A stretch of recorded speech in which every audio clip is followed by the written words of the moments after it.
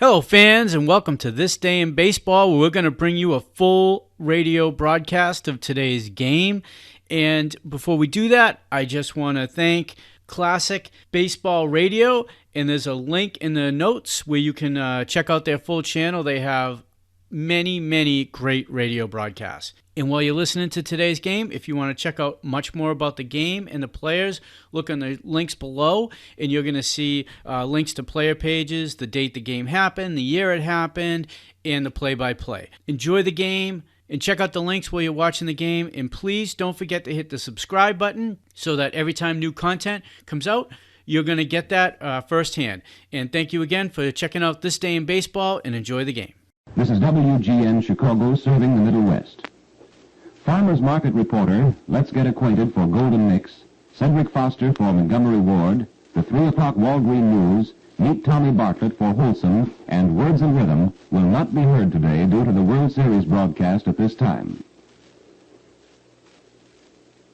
We acknowledge the courtesy of these sponsors who have canceled their programs today for the World Series broadcast that follows immediately. Carter Products Incorporated, sponsors of John J. Anthony, and the makers of 4-Way Cold Tablets, sponsors of Cliff Edwards. We take you now to Briggs Stadium in Detroit.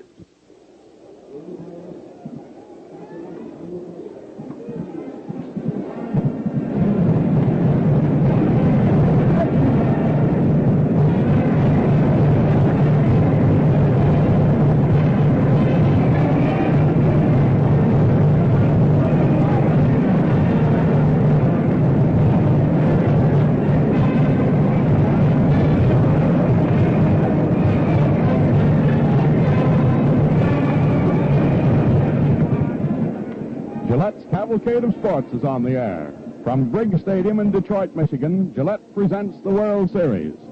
Good afternoon again, baseball fans everywhere. This is Bill Slater with Al Helfer and Bill Corum greeting you for the Gillette Safety Razor Company as the Detroit Tigers and Chicago Cubs get ready for their third game in this 1945 championship series. Men, look sharp, feel sharp, be sharp. Use Gillette Blue Blades with the sharpest edges ever honed. Gillette, as you know, is on the air the year round with on-the-spot reports of leading sports events, including the Kentucky Derby, football bowl games, and similar classics. Gillette also broadcasts the major boxing match of the week regularly every Friday night. And Gillette is going to broadcast this third game between the Tigers and the Cubs, and it'll be coming up in just a couple of moments. Each team, as you know, has won one game, so this is the rubber game up to this point in the series. The weather has been the big question in Detroit today. It was raining this morning, a slight drizzle. That stopped about an hour ago, and just about 15 minutes ago, the protective tarpaulin was taken from the playing surface of the infield down here, and although it's a dampish afternoon with a blue haze settled down over most of this section of Detroit, obscuring the vision of the skyscrapers in the background and making it hard to follow fly balls out into the deep field, in center field, left and right, just the same, I believe the game is going to get itself put into the book this afternoon. And if it does, this is the final day in Detroit, Michigan. There will be an exodus out of the Motor City tonight, and into Chicago will go the delirium of the 1945 World Series. And the Cubs will put on the white at-home uniforms, and the Tigers, when next we see them tomorrow, will be wearing the traveling gray. As far as the baseball that has been displayed in the series is concerned, it could be said it's run pretty close to form. Chicago is known for good pitching, superior speed offensively and defensively, and steady hitting. And those were the factors that won the first game for Chicago. Detroit is known as the possessor of excellent pitching, some pitching stars, and long ball hitters. And those were the factors that won yesterday's game for Detroit. So it's true to form at the end of two games with the series all tied up. The question as to who is going to win the series, well, that will only be decided by events, of course. People go around saying that in 28 out of 40 instances, the team that won the first game goes ahead to win the series. And then they turn around and point out that 10 years ago, Chicago shut out Detroit in the first game with Lon Warneke doing the pitching. Then Detroit came back and won the second game with little Tommy Bridges, and Detroit eventually won the series with Bridges pitching that thriller for the fourth victory in the final ball game. So let's just wait and see. Incidentally, I'd like to say a word about the band that you heard as we came on the air that's been bringing us on the air with Take Me Out to the Ball Game every day. That's Billy Finzel's 45-piece band, and Billy Finzel has had his band here now for the 7th World Series. In 1907, 8, and 9, way back then when Huey Jennings was the mastermind of the Detroit Tigers, Billy Finzel had his band out there, and he has opened 43 American League seasons here in Detroit. with Billy Finzel's band. It's good to have them here. And incidentally, since we shall be leaving Detroit today, I'd like to do a very, very sincere bow to the staff of CKLW, the mutual station here that has picked up this end of the series, and to their men here in the broadcast booth with us, Bob Henderson, Bud Lynch, Bill Carter, Dennis Robinson, and Charlie Lane. And we would be remiss indeed if we did not express our very sincere gratitude to Ed Fitzgerald of the Detroit Club, who handles the press arrangements here and has done us so very many favors. Well, that about fills us in on the situation as we get close to the start of this third ball game of the 45 series. But here present with his ever-present Boonville, Missouri smile is the well-known sports columnist, your friend and mine, Bill Corum. Bill from Missouri, come in. Thank you, Bill Slater. That's a fellow from those West Virginia hills, you know. Parkersburg, to be exact. I'll get even with him. And good afternoon, folks. I wouldn't want these World Series games here in Detroit to pass without my having said something about the group of line service boys who are attending the series from a California military hospital as guests of the Hearst newspapers. These happy, smiling, having a whale of a time for themselves youngsters almost bust your heart when you see them around the press headquarters dining and club room, on the streets, or here in the stands of Briggs Stadium with their earphones glued to their ears. Earphones and a transmission system which the Gillette Cavalcade of Sports broadcast has been only too happy and proud to be able to set up for them. I repeat, they're having a great time, and I'm sure that every person in these great crowds has felt honored and pleased to be a fellow spectator with them. For, folks, these boys are the tops. No wonder our great country goes marching magnificently on. Coming back to baseball, it is doubtful if we'll see any such pitching in this third game as Virgil Trucks of the Tigers turned in yesterday. The sizzling sailor was faster than a short honeymoon, and whatever may happen this afternoon, he has made this series a contest again. For he'll be coming back at the Little Bears again down Chicago way, as of course will Newhouser. Incidentally, although little has been said about it, Hooks Wise pitched a pretty sharp game yesterday himself. He made only 2 mistakes on my scorecard. He walked Mayo, and he didn't walk Greenberg. With 2 on, 2 out, and the score tied, I think that Hooks and back of him Charlie Grimm should have made Greenberg wait for the junior prom. Walked him, in other words, which is, of course, second-guessing, which also, of course, is what I get paid to do. Today it's going to be the veteran Claude Passeau, old number 13, in the points for the Cubs against Stubby Overmire, the homegrown Wolverine forkhander. Southpaws are not the Bruins' favorite dish either by any means. Still, they do beat them sometimes.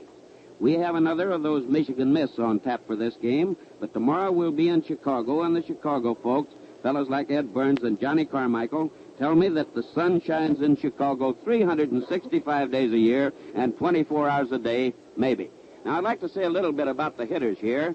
2 games have gone into the records, and the leading hitters are with the Cubs so far. Stanislaus Hack, old Stanislaus, one of the great third basemen of the game, a grand ball player, always and now, and for many years, is up there with a 500 mark, as is Captain Phil Cabaretta of the Cubs. Mickey Livingston, the catcher, who only played in 1 game, also is hitting 500. Doc Kramer, another wonderful old veteran and steady-going outfielder, is leading the Tigers with 429, which ties him with Swish Nicholson of the Cubs. And right behind him is the home run king and the big gun of the Tiger attack, Hank Greenberg, with 400, and little Skeeter Webb is nailing that potato pretty good, too, with 375. So there's not much to choose with only 2 ball games gone, the Cubs having a slight edge and Hack playing one of the best games of his career, by the way, at third. We're always glad to see that because he has been such a steady and wonderful ball player. Cramer hasn't been quite as good in the field as might have been anticipated. He really has been one of the game's steadiest and best outfielders, you might say. Not the hardest hitter, but just a great outfielder right through his career. He's been a little unsteady out there in the field and seemed a little slow.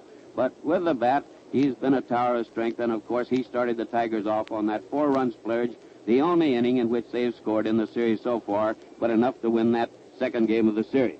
And that's that for now, fans. I'll be back to give you a quick summary of the highlights when the game ends. Well, most of you folks have probably heard the slogan for the new Victory Loan Drive. They finish their job, let's finish ours. Now, that fits exactly a request that Uncle Sam was making to all community volunteers in war-connected jobs. A look around in your own community. There's still a desperate need for nurses' aides in hospitals and for all other Red Cross services. Selective service boards are busy processing discharged veterans. Workers are vitally needed to complete the 1945 harvest. And with the danger of inflation more serious than ever, price control board workers are very important. So if you have quit your volunteer job, go back to it if you possibly can. You have the experience to do the work efficiently, and it took weeks or months to train you. Let's finish up right. And now, baseball fans, here are the starting lineups for this third game of the 45 series. For the visiting Chicago Cubs, who are going home tonight, they hope with a victory tacked under their belts. The leadoff hitter will be the star third baseman, Stanley Hack. Batting number 2 will be Don Johnson, the second baseman. Batting third will be Harry Lee Lowry, Lowrey, the left fielder. Batting fourth will be Phil Cabaretta, the first base star of Chicago for these many years. Cavarreta if you're keeping a box score with us. Batting number 5 is the Wisconsin boy, Andy Patko, Pafko, the center fielder. Batting sixth is Bad Bill Nicholson, Nicholson, the right fielder.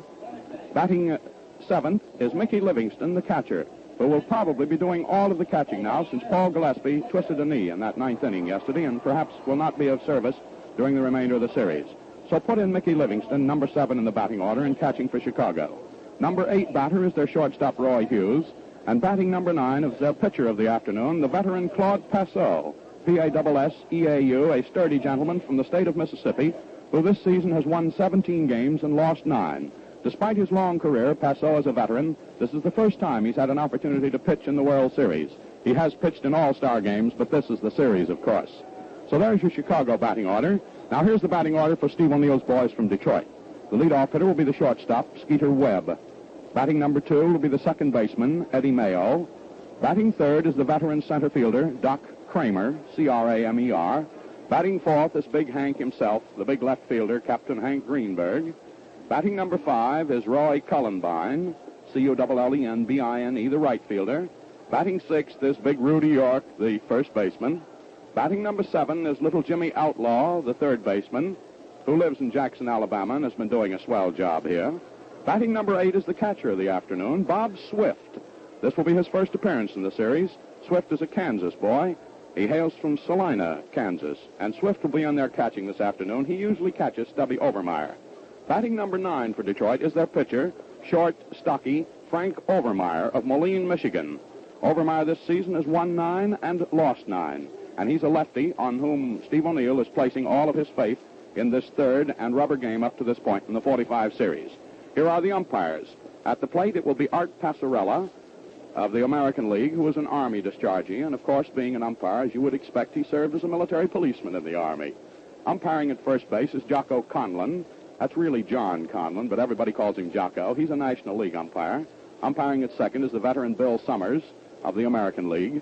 And umpiring at third is silver-haired Lou Jorda of the National League. So that's the manner in which both teams will take the field. Now, if you were a little late coming in, or if you want to check again your box score, we'll run down the batting orders for you just once more. Number 1 hitter for Chicago, Hack, third base. Number 2, Johnson, second base. Number 3, Lowry, left field. Number 4, Cabaretta, first base. Number 5, Patko, center field. Number 6, Nicholson, right field. Number 7, Livingston, the catcher. Number 8, Hughes, shortstop. Number 9, Passeau, the pitcher. And again, a quick check on the batting order for Detroit. Number 1 hitter, Webb, shortstop. Hitting number 2, Mayo, second base. Hitting number 3, Kramer, center field. Hitting number 4, Greenberg, left field. Hitting number 5, Cullenbine, right field. Hitting number 6, York, first base. Hitting number 7, Outlaw, third base. Hitting number 8, Swift, the catcher. And hitting number 9, Overmire, Overmire, the pitcher. And now the Tigers have taken the field. And the leadoff hitter for the Chicago Cubs is about to come out here. And Roy Johnson, old Hard Rock, is in the coaching box at first for the Cubs. And Jolly Charlie Grimm, the manager of the Cubs, is on his way down to the third base coaching box. And now in just a moment, ladies and gentlemen, we will have the playing of our national anthem. The Tigers are out there in their defensive positions on the field. York is at first, Mayo at second, Webb at short. At third is Outlaw, and left is Greenberg, and center is Cramer, and in right field is Cullenberg. On the mound now is Overmire, and behind the plate is Big Bob Swift. Now, ladies and gentlemen, our national anthem.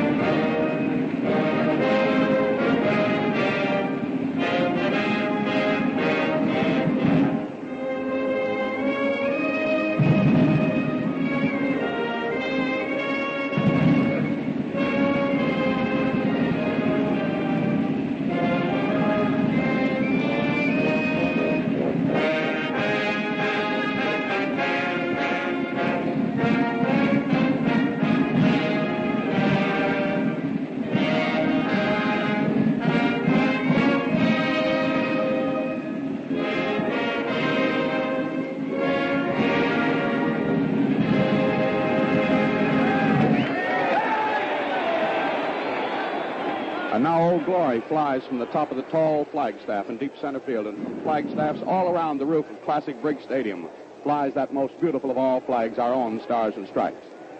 Now, just before I bring in my colleague here, we're going to pause 10 seconds for station identification. Remember, men, look sharp, feel sharp, be sharp. Use Gillette Blue Blades with the sharpest edges ever honed. This is the Mutual Broadcasting System. This is WGN Chicago, serving the Middle West.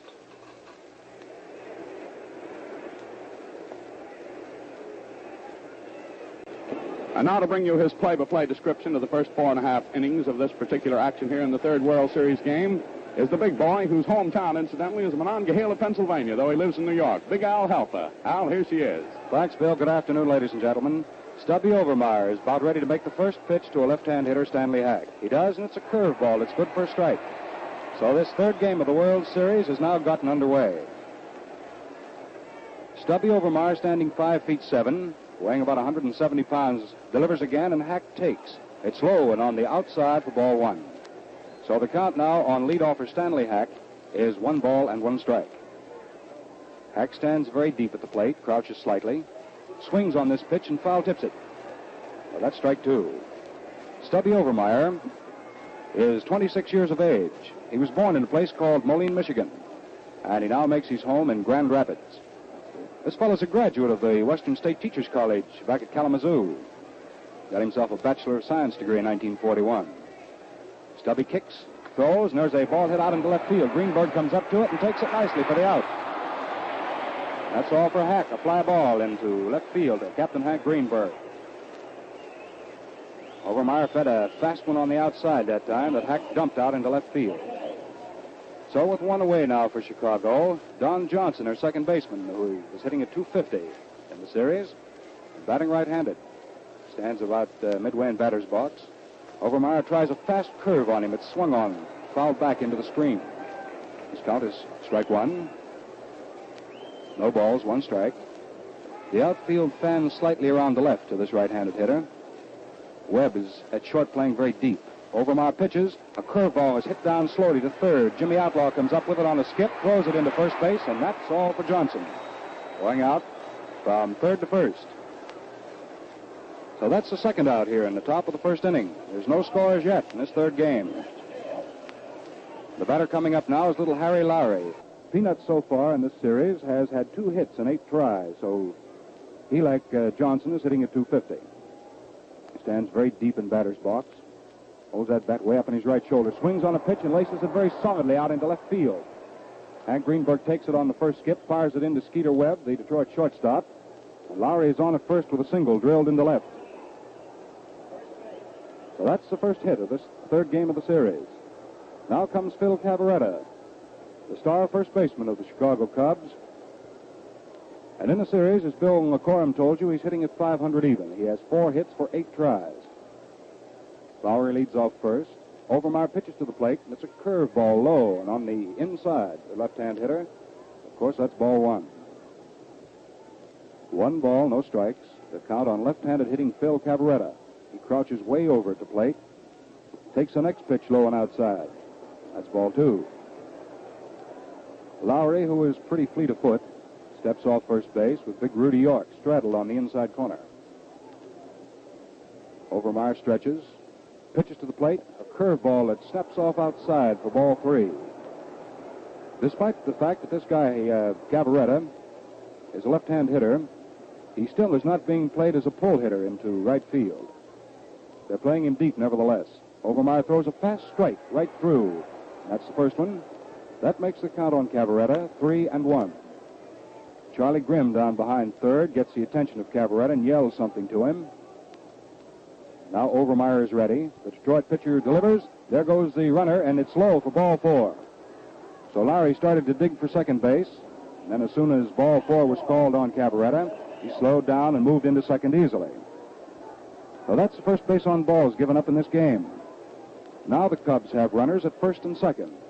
Lowry is at second, Cabaretta at first, and here is Andy Patko, the right-hand hitting center fielder.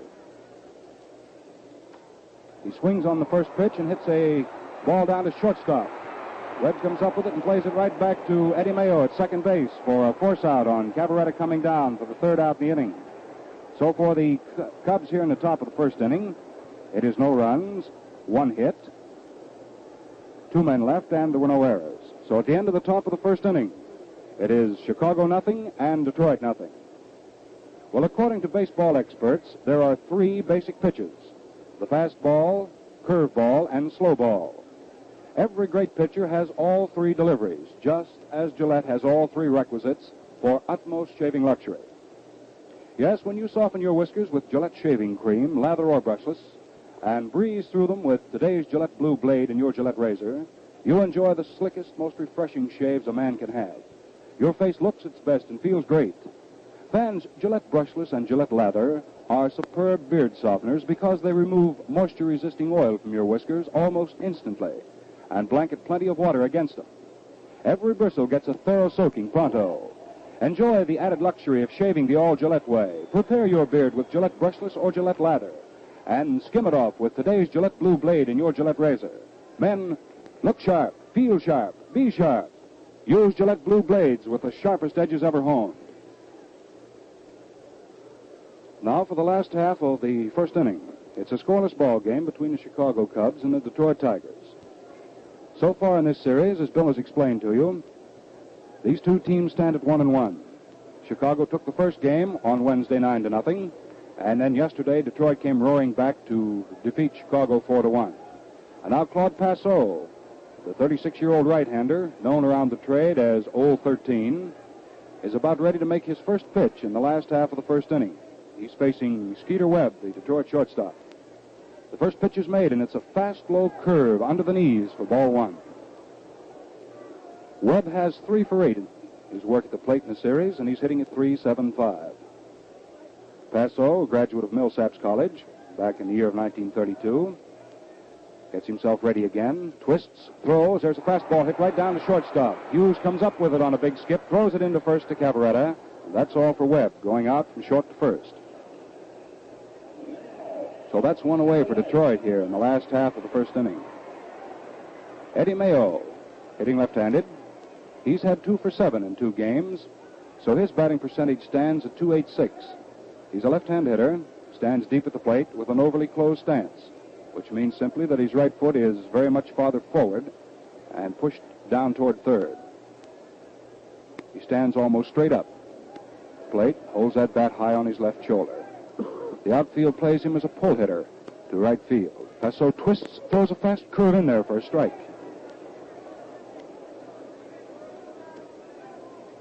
No balls, 1 strike. Claude Passeau juggles that ball around in his mitt. Now takes his sign, delivers, and it's taken outside. It's ball 1. 1-1 is the count on Eddie Mayo, the Detroit second baseman. Passeau hiding that ball behind his back. Starts his pumping motion. Delivers a change of pace curve that floats in and over. Called strike 2. No balls, 2 strikes. That's the count on Eddie Mayo. Second man up for the Tigers here in the last half of the first inning. There's no score in this game as yet. Livingston hangs the mitt out as a target. The ball is thrown in there and swung on. There's a foul ball out back of left field. That was a line drive, hit about 10 feet foul out back of left, bounced into the roll of canvas up against the field seats. So the count stays on Eddie Mayo. 1 ball and 2 strikes.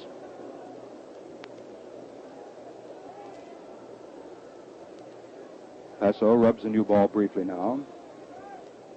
Art Passerelli, plate umpire, bends down over Mickey Livingston's left shoulder to get a good look at this offering. Passeau throws it, and there's a ball hit down to third. Stanley Hack comes up with it nicely, throws it over to Cabaretta, and that's all for Mayo. Bouncing out from the third baseman Stanley Hack to first baseman Phil Cabaretta.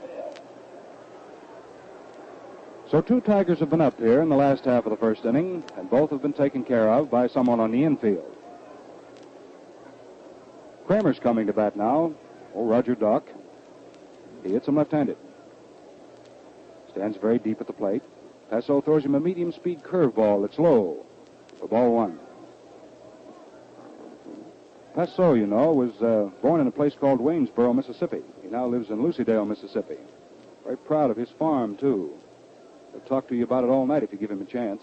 He throws now, and Roger Kramer swings on it. There's a long fly ball in the left center field. Andy Patko is over and takes it nicely after a long run for the out. And that's all for Kramer. Flying out to his opposing center fielder, Andy Patko. So for the Detroit Tigers in the last half of the first inning, they go down in order: Webb, Mayo, and Kramer. No runs, no hits, nobody left, and there were no errors. At the end of one full inning of play here in the third game of the World Series at Briggs Stadium in Detroit, the score stands 0-0. There has been just one hit in this third game of the series, and that was picked up by Peanuts Lowry in the first inning when he slapped one into left field. So that's how everything stands as these two pitchers, Overmire and Passeau, find themselves locked up in a pretty good-sized pitcher's duel at the end of the first inning. It's odd to note that both of these men pitching this afternoon for their respective ball clubs are both college graduates and both have a Bachelor of Science degree. Now Nicholson steps in the top of the second inning. Bill's up for his first time this afternoon, hits left-handed. Overmire, southpaw, delivers. There's a snapping curveball outside for ball one. Outfield plays more or less straight away to Nicholson, despite the fact he hits him left-handed. He tries to time the next pitch and slaps a grounder down to second. Eddie Mayo comes up with it nicely, flips it into first base to Rudy York. That's all for Nicholson.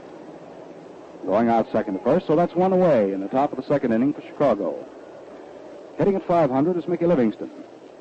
Paul Gillespie caught yesterday, but here today it is Mickey Livingston doing the hind snatching for the Chicago Cubs. He's a right-handed hitter, stands very deep in batter's box, sort of hugs up on it from behind slightly. Overmire looks at him, then throws a fast curve high for ball one. Outfield fans around slightly to left to Livingston. Greenberg out in left is playing very deep. Overmire throws a change of pace curve that's just above the letters for ball two. 2 balls, no strikes. We're in the top of the second inning and no score in this game. Little Stubby Overmire delivers a fast curve. It's swung on, and there's a high fly ball into right center field. Cullenberg is under this one, and he's got it easily for the out. And that's all for Livingston. A fly ball to Cullenberg in right field. That's the second out now in the top of the second inning in this scoreless ball game. That brings to bat shortstop Roy Hughes of the Cubs. He hasn't gotten a hit in this series as yet. He's gone 0 for 6. Crouches over slightly from the waist. Swings on the first pitch and doesn't get it. Strike one. Overmire had a high, tight curve, working close off the fingers.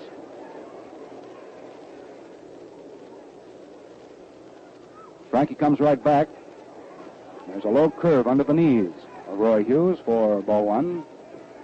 1-1 is the count on the Chicago shortstop. That's Roy Hughes. Overmire delivers a fast one. And this is just outside for ball two. 2 balls, 1 strike. 2 outs, top of the second. The score, Chicago nothing, Detroit nothing.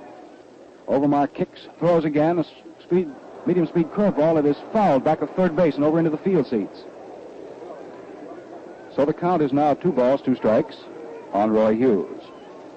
With 2 down here in the top of the second inning and the bases empty, it's Roy Hughes at the plate. He has a count of 2-2. He takes the next pitch low and under his knees. That's a skip rope to keep from being hit with the pitch. And his count now runs to 3-2. 3 balls, 2 strikes. Swift signs for the pitch. Overmire throws it. It's a fastball hit back to shortstop. Skeeter Webb comes up with it. There's his quick throw to Rudy York, and it's in time. That's all for Hughes, going out from short to first. So in the second, nothing across for Chicago. And at the end of 1 1/2 innings of play, the score stands Chicago nothing and Detroit nothing. Well, here, fans, is the old Fordham Flash, Frankie Frisch, dynamic manager of the hustling Pittsburgh Pirates. Frankie used to play a lot of second base for the Cards years ago, and in my book, he ranks with Eddie Collins, Lajoie, Hornsby, and other immortals of the Keystone staff. Frankie Frisch, come on in here and tell the fans about the sharpest razor blade on earth. Sharp is right, Al. The Gillette Blue Blade is plenty sharp, yes, and mighty easy shaving. Well, would you say that the Gillette Blue Blade is number 1 with the Pirates, Frankie? Yes, sir, by all odds. That's because you can always count on it for the slickest, easiest shaves a man can have. That's putting it straight, Frankie Frisch.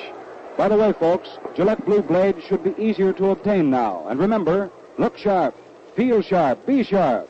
Use Gillette Blue Blades with the sharpest edges ever honed. Right here at Briggs Stadium in Detroit, we're going into the last half of the second inning of the third World Series game here in 1945. And out on the mound, Claude Passeau for the Chicago Cubs, kicking dirt and getting ready. And the first man up is going to be the fellow that put the game on ice yesterday for Detroit, Big Hank Greenberg, and gee whiz did he hit one yesterday. Hank coming up there, he has 2 for 5 for the series, including that home run, so he's hitting right now at .400. Passeau looks him over, delivers him a fast curve that slides off outside for ball 1. 1 ball, no strike. That's the count on Hank Greenberg. First man up for Detroit in the last half of the second inning. Passeau works again. It's a curveball swung on and missed for a strike. And Greenberg really had distance, and he swung that time. He spun all the way around when he didn't get it. The outfield is playing very deep to Greenberg. Lowry in left field is back almost on the skin surface, back up in front of the screen in left field. Andy Patko is deep in left center field. Passeau pumps once, throws a sidearm delivery that's a crossfire and in there for a strike.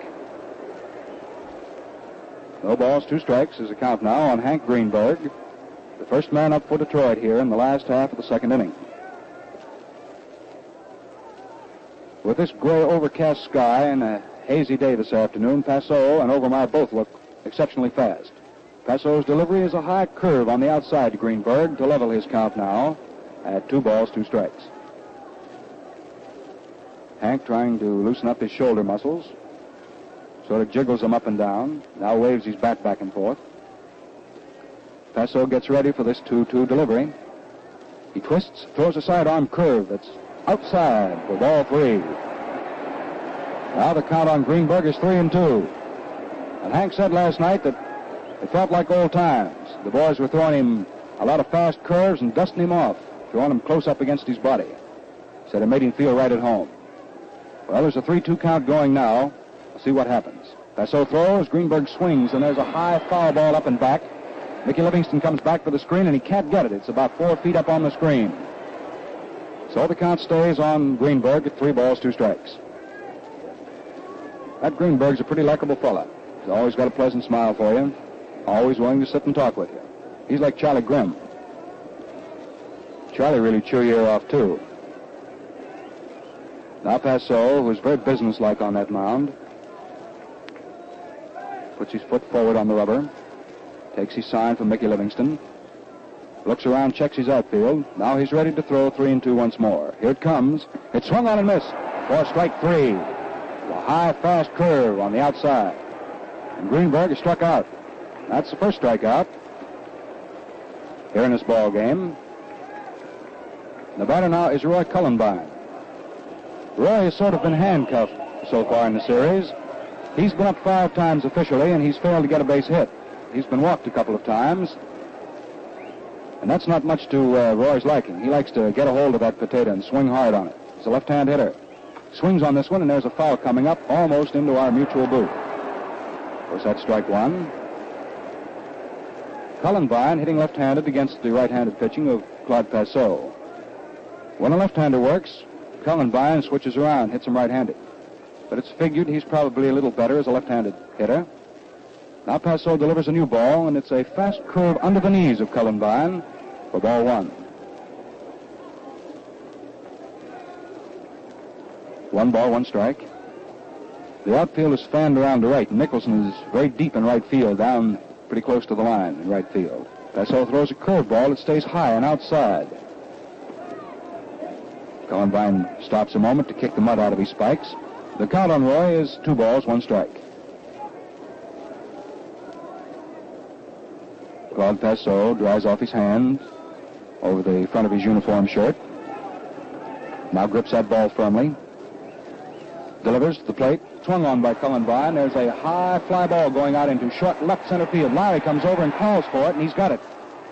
Peanuts Lowry making the run down in the catch in left center. So that's 2 outs now for Detroit in the last half of the second inning. And the batter is Rudy York. The big first baseman has had only 1 hit in 7 official appearances at the plate. So his batting percentage is below 200. As a matter of fact, he's hitting at 143. But I think the thousands here at Briggs Stadium in Detroit and around the country all know that Rudy York can hit an awful long ball. He hit an awful long one yesterday for a long out. Patko really robbed him of an extra base blow. Passeau curves this big fella, and it's just high above the letters for ball one. The outfield, very much respect York's hitting ability, so they're playing him very deep. The right-hander leans over the plate now. The right-hander on the mound. Passeau delivers and drives a curve in there that backs up York. That's ball two. 2 balls, no strikes. 2 outs, last of the second inning. No scores yet in the game. Passeau's working very deliberately this afternoon. Very slowly. Goes into position. Throws a fast curve. It's laced out into left center field. It's in there for a base hit. Rudy York turns to the left at first base, and then when that ball is fielded very sharply by Lowry, he returns to first with a single. That is hit number 1 off Claude Passeau this afternoon. And that was a spiked line drive, and there was no mistake about it being in there. It was really hit. So with 2 away, Rudy York singles to left center field. And here is Jimmy Outlaw, right-hand hitting third baseman. Opens his stance slightly toward the pitcher. He stands away from the plate and chokes up a little on the handle of the bat. Passeau looks over his left shoulder at big Rudy York, then delivers to the plate, and Outlaw takes a fast one, zipped in for a strike. No balls, 1 strike is the count on Jimmy Outlaw. This Tennessee gentleman is hitting at .250. He has 2 hits for 8 at-bats in 2 games that have already been played. He's up for his 9th official at-bat right now. Passeau delivers him, and Outlaw swings and misses. Strike 2. No balls, 2 strikes. It's a count on Outlaw. 2 outs here in the last half of the second inning. And Rudy York at first base. Matter of fact, Rudy's the first base runner Detroit has had so far. Passeau checks him carefully, then throws a sidearm delivery to the plate. Outlaw started to go for it, but pulled up. Took a curveball outside for ball 1. 1 ball, 2 strikes.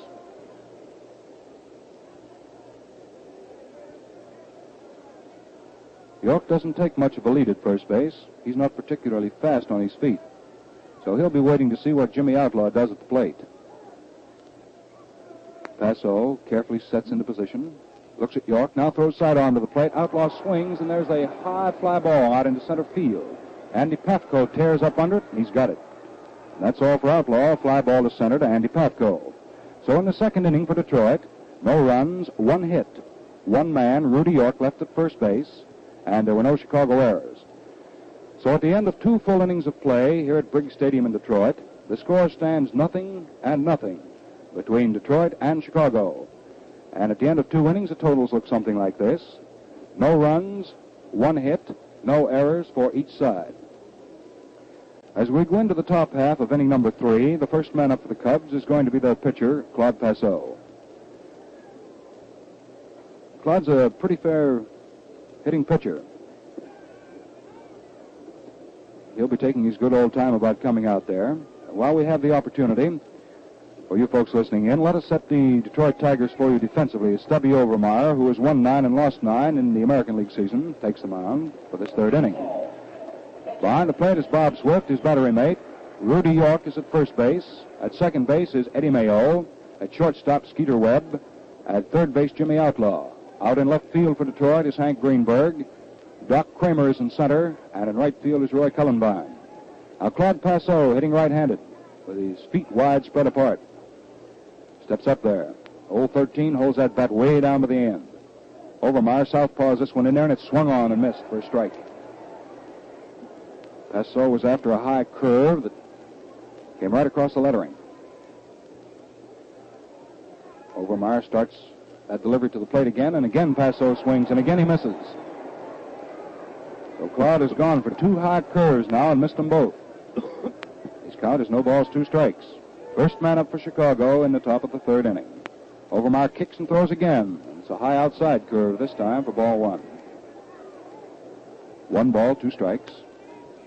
The outfield has fanned around very drastically to left to Passeau. That's where he hits most of his base hits. He swings on this next pitch, a change pace curve that Overmire had nicely had in there, and Claude Passeau took a double hitch in his swing before he fouled it off. Passeau even grinned as he turned around and looked back toward the Chicago bench. 1-2. 1 ball, 2 strikes. The count on Claude Passeau. Overmire has briefly rubbed the new ball and he's ready. Stubby pumps, delivers. A fastball swung on and missed for strike 3. And that's all for Passeau. That's the first strikeout for Overmire. Now each pitcher has hung up a strikeout. Starting the second batting around for the Cubs is Stanley Hack. There's a nice fella, too. There's a fella that's always got a smile for you and always got something funny to say. Overmire delivers this left-hand hitter, and it's a curve high for ball 1. Hack is 0 for 1 in this game, and he's starting the second batting around for Chicago.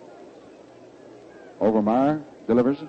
There's a fastball hit back to shortstop. Webb comes over to his right, picks it, throws to first just in time, and that's all for Hack. Going out from short to first. Skeeter Webb gets around at shortstop pretty well. The batter now is Don Johnson, Chicago's second baseman.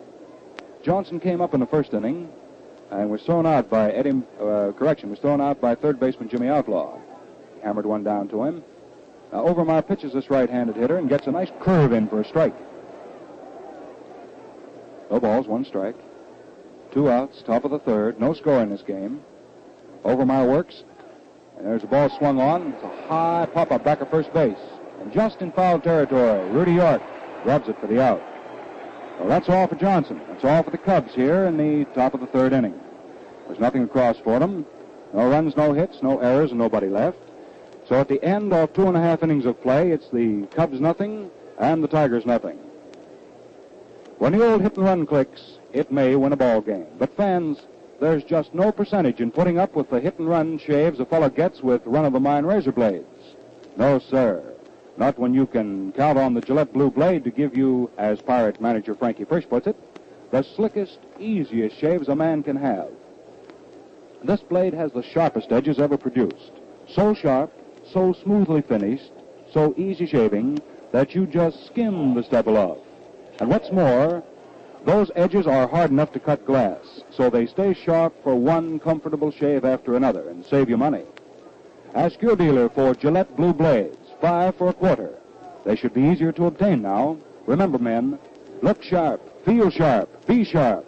Use Gillette Blue Blades with the sharpest edges ever honed. Now we're ready for the last half of the third inning. And here at Briggs Stadium in Detroit, these two teams are locked up in a 0-0 battle for this third game of the series. Bob Swift hitting right-handed, making his first appearance at the plate as a hitter. He's a pretty good-sized fella. Legs wide spread apart. Pretty good-sized pair of shoulders on him. Hits right-handed. Passeau delivers. The ball is swung on. There's a high foul right to the right of the plate. And it fades over into fair territory right in front of the plate. And the catcher Livingston grabs it for the out. And that's all for Swift. So he pops up and out to catcher Livingston. The round of applause is for Overmire.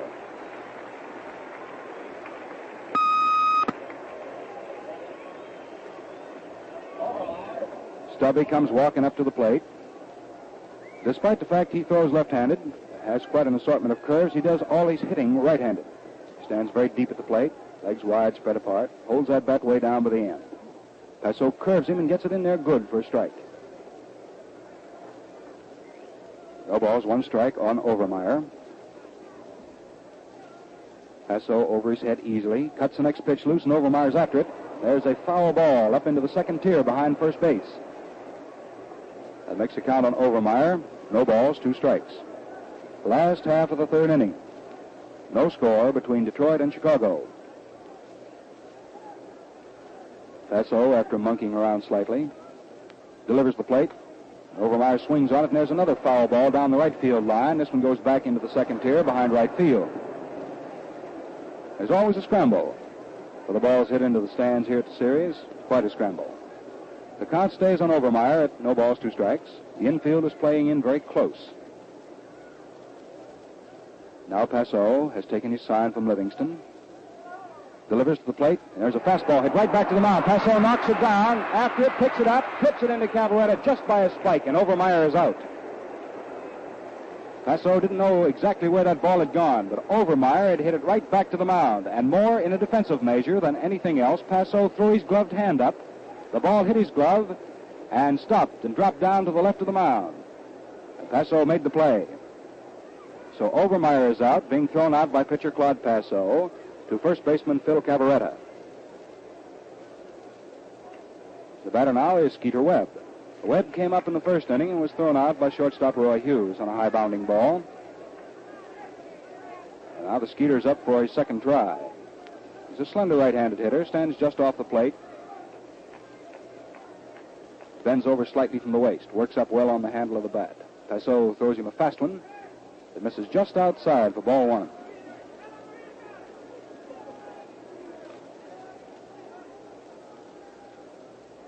Webb beats that bat down on the rubber of home plate.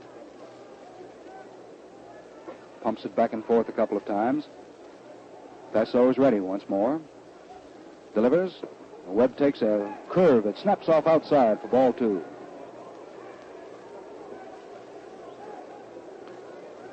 Two balls, no strikes. Two out, last half of the third inning, no score.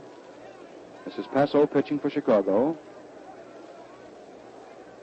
Delivers. Webb swings, and there's a high foul ball coming up here to the press box, just to our right, and it drops just in front of the press box onto the screen. Well, the count now on Webb is 2 balls, 1 strike.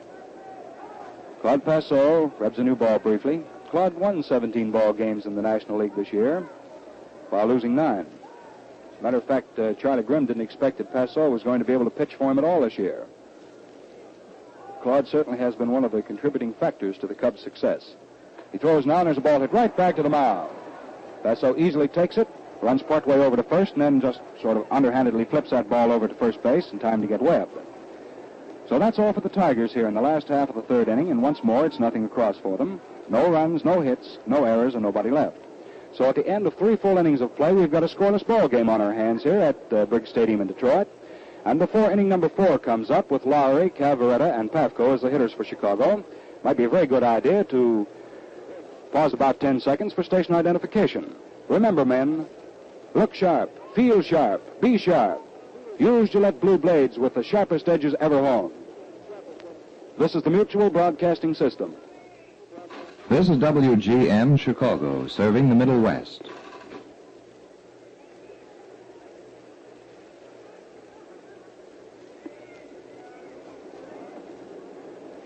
Right back here now at Briggs Stadium in Detroit. And we're ready for the top half of the 4th inning.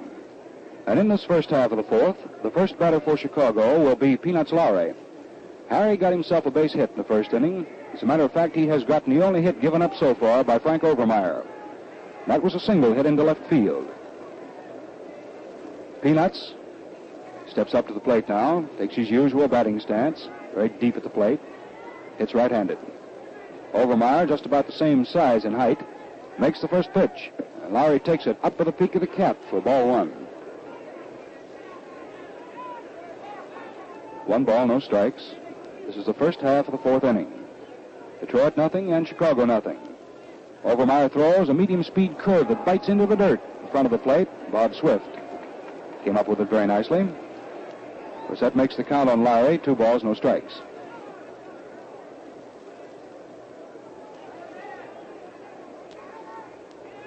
Lowry waits once more. Here comes Overmire's delivery. It's a fastball. It's good for a strike. Overmire just reared back and poured his fast one through there. This guy Lowry only stands 5 feet 8.5, weighs 155 pounds, so he doesn't give you the impression of being a very big fella. He plays a good brand of baseball. Overmire delivers him. It's a high fast one for ball 3. 3-1. That's the count on Peanuts Lowry. Overmire stands only 5'7", so we have a couple of little fellas working against each other right now. Overmire delivers 3-1. The plate, it's swung on by Lowry. There's a long fly ball deep into left field. Hank Greenberg goes back, and it's up against the screen in left field. Lowry is on his way to second. Greenberg picks up, throws into Outlaw at third, and it's a double for Peanuts Lowry to open the 4th inning. He hit it off the screen in left field. That is hit number 2 off Stubby Overmire. Greenberg was over there to play that ball all right. He had it figured correctly. But it was up over his head up against the screen. 340 feet away from home plate. That was in fair territory, about 15 yards. The batter now is Phil Cabaretta. Overmire delivers him, and Cabaretta pushes a bunt back toward the mound. Overmire's play goes back to first base to Rudy York, and the sacrifice works as Lowry comes over to take his station at third. So Cabaretta, despite the fact that he was the National League's #1 hitter this year, is ordered to sacrifice by Charlie Grimm, and he does. And that gets Lowry down there in scoring position. He can be gotten in if Patko gets a fly ball out there. Patko's the batter now, and he's 0 for 1 for his work this afternoon. The right-hand hitter gets ready. Overmire delivers him, and there's a high curve. Ball 1. The Detroit infield is playing in almost on the grass. They're hoping, of course, to have the opportunity of cutting the run off at the plate if it presents itself. Overmire throws. There's a fast curve that's very tight up against the hitter. Patko takes ball 2. 2 balls, no strikes. Peanuts Lowry leading off at third. 1 away in the top of the 4th inning. Chicago's threatening. Overmire delivers. There's a fast curve just off the belt buckle on the inside. That's ball 3. 3 balls, no strikes. Patko flailing that bat around. Lowry comes off third base now as Overmire delivers. There's a low, fast curve under the knees for ball 4. So Patko is put on. That's the second base on balls given up by Overmire. He was pitching very carefully to Patko. He didn't mind too much if he did walk him because, after all, there's 1 out here in the top of the 4th inning. And with a man at first base, it sets up an opportunity for the Detroit infield. Now Nicholson at the plate. Swings on the first pitch and misses for strike 1. Bill hitting left-handed. Nicholson came up in the second inning and was thrown out by Eddie Mayo, the Detroit second baseman. In the 4th, with the Cubs threatening, Lowry is on at third and Patko is on at first. Second is open. 1 away, no score. Nicholson waits. Overmire delivers, and there's a medium-speed curveball that's on the inside. That levels the count off on Nicholson at 1 ball and 1 strike. As we observed once before, the outfield is playing more or less straight away to Nicholson.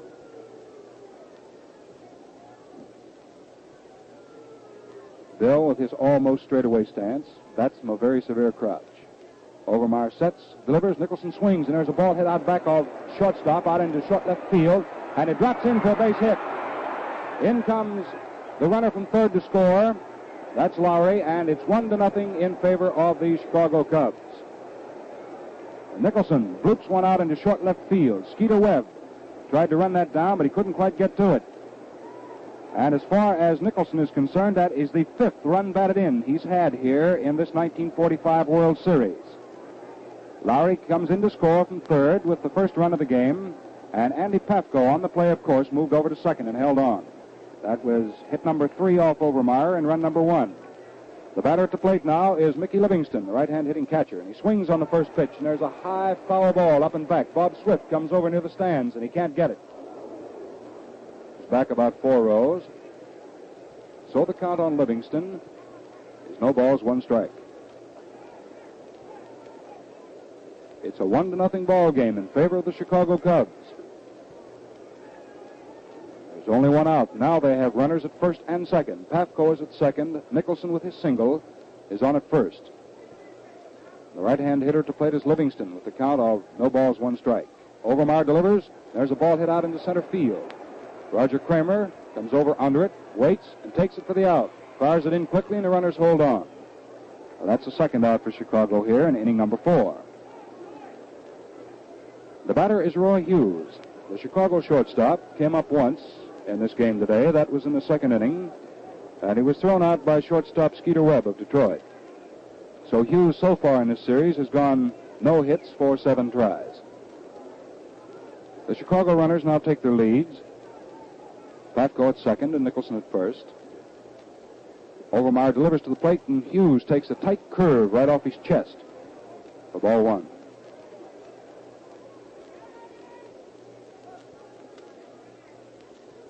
Overmire still wading around in hot water. stretches, checks his runners, delivers to the plate. Hughes takes a curveball that bends outside for ball 2. 2 balls, no strikes. Bob Swift signs for this pitch. Overmire nods. He'll throw it. Here it comes. It's swung on. There's a long foul ball down the right field line and back over near the seats. Well, that's a strike. One of the spectators tried to field that ball as it hopped up against a low railing out behind right field. He fell right out onto the field. Well, the count on the hitter at the plate, let's not get away from him, is Hughes, and his count is 2 balls, 1 strike. Runners at first and second. There are 2 outs in the top of the 4th. Overmire tries a curve that's just under the knees of Hughes for ball 3. 3-1 now on this right-handed hitter. Overmire checks once more, sights, serves, and there's a ball hit out into right field, and it drops in for a base hit. In comes Andy Patko with the second Chicago run. Well, it's a base hit to right field. A little looping fly ball that dropped in for a single, and Patko, very fleet of foot, moved around third, and Charlie Grimm says, "Go ahead, boy, I'll see you at the plate." That's just exactly where Patko wound up. So that is hit number 4 off Overmire, and run number 2. And on the play, Nicholson moved down to second and held on. The batter coming up to the plate, and I imagine feeling much better about the entire situation, is the pitcher, Claude Passeau. Claude came up in the 3rd inning and struck out. We have the same situation here in the 4th. 2 outs, runners at first and second, 3rd open, and Passeau waiting. Overmire throws, and Passeau takes a high fast one for ball 1.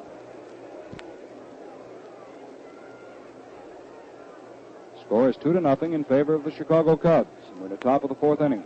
2 down and 2 on. Overmire throws a fastball. It's swung on and missed by Passeau for strike 1.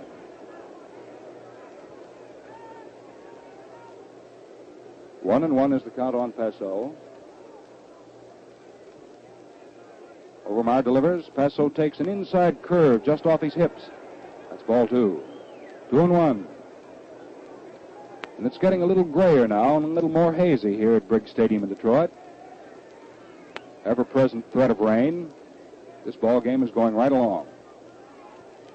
The 2-1 delivery by Overmire is swung on by Passeau and missed for strike 2. And Claude was really after it. That makes the count on the Chicago pitcher, Passeau, 2 balls, 2 strikes. 2 on, 2 out in the top of the 4th inning. And the score 2-0 Chicago. Overmire throws a fastball, swung on and missed for strike 3. So that gets the Tigers out of this in the 4th inning. That's the second strikeout for Overmire. And here in the 4th inning, 2 runs for Chicago on a total of 1, 2, 3 hits. There were 2 men left on, and there were no errors. So at the end of 3 1/2 innings of play, the score stands Chicago 2 and Detroit nothing. When the Athletics, trailing 8-0, batted out 10 hits and made 10 runs against the Cubs in the 7th inning of the 1929 series to win 10-8, they made an all-time record in no time. Now, fellas, that's the way Gillette Brushless turns it on against tough beer. 1, Gillette Brushless removes moisture-resisting oil from your whiskers pronto. 2, Gillette Brushless holds a barrel of water against your face, keeping your beard soaked and softened all the time you're shaving. Gillette Brushless is superior in other ways, too.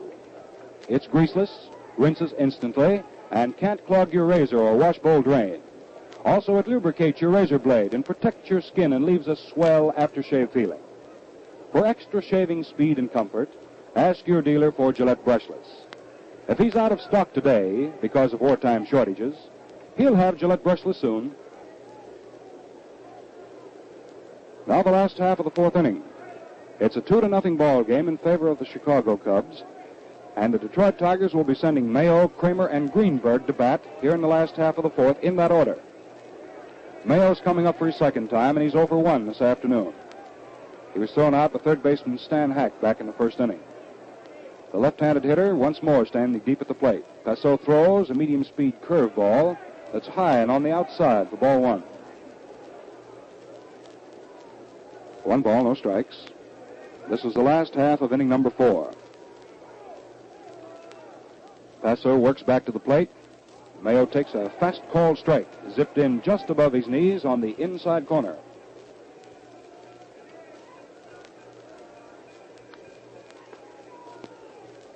Passeau checks his sign once more, then delivers to the plate. And it's a low curve that bounces into the dirt just in front of the plate. The ball 2. 2-1 is the count on Eddie Mayo. Eddie moves that war club back and forth. Passeau pitches, and it's swung on. There's a ball hit to the right of field. Cabaretta, he dives out, makes the pickup, and from his position on his side, throws to first to Passeau covering. And Mayo is out. There's a fielding play for you.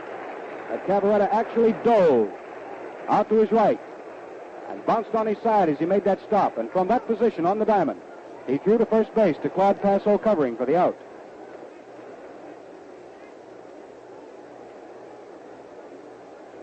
Well, that's one out for Detroit here in the last half of the 4th inning. The batter now is Doc Kramer. He sent a fly ball to center field in the 1st inning that Andy Patko took care of. Now the left-hand hitter opens his stance a little bit more toward first. Passeau juggling that ball around in his mitt. Now takes it. Delivers to the plate. There's a ball hit out into left field. Lowry's going back, and right on the skin surface of the infield. Turns and makes the catch. And Kramer's out. So that's the second out here in the last half of the 4th inning. The Chicago Cubs are leading the Detroit Tigers 2-0. And hope springs eternal in the breasts of the Detroit fans as Captain Hank Greenberg comes up to the plate. Greenberg struck out in the 2nd inning. Big right-hand hitter standing just off the plate. Holds that bat way down by the knob. Passeau won't be taking too many chances with Hank, I don't imagine. He throws a fast curve that zips in and over for a called strike. Greenberg watched that one, cut the plate just above his knees on the inside corner.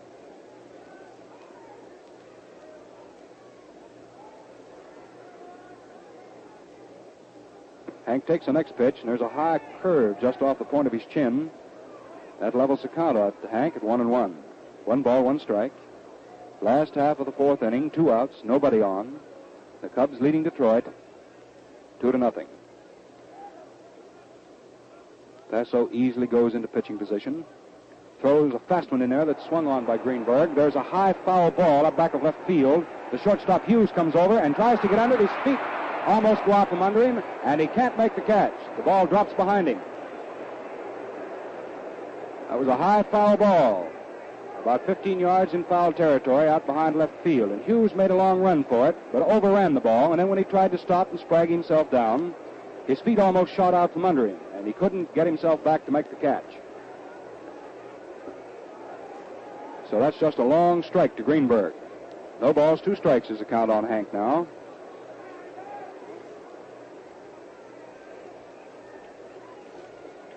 Passeau is ready. Takes his sign from Livingston. That outfield is really playing deep to Greenberg. Passeau delivers. Hank takes, and it's high for ball 2. 2 balls, 2 strikes. Passeau kicking a little dirt with his spikes down there at the mound, getting it all smoothed out. Passeau has not only had trouble with his right arm, his elbow, but he's also had some trouble with his feet. He has to have specially constructed shoes. He delivers now, and Greenberg swings. There's a fly ball going into left field. Lowry comes up to it easily and takes it easily for the out. Well, that's all for Greenberg. And that's all for the Tigers here in the last half of the 4th inning. No runs, no hits, nobody left, and there are no errors. So at the end of 4 full innings of play, it is 2 runs on 4 hits for Chicago, and they've committed no errors. And for the Detroit Tigers, no runs, but 1 hit off Claude Passeau. He's been pretty tough in 4 innings, and there are no errors chalked up against Detroit. Well, tonight and every Friday night is fight night on the air. If you have rosin in your veins, and what man hasn't, tune in Gillette's Cavalcade of Sports. Enjoy the major boxing event of the week, blow by blow. Consult your daily newspaper for time and station.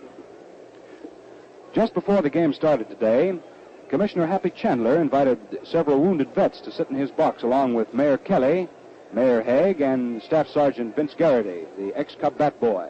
And they're down there now having themselves a whale of a time.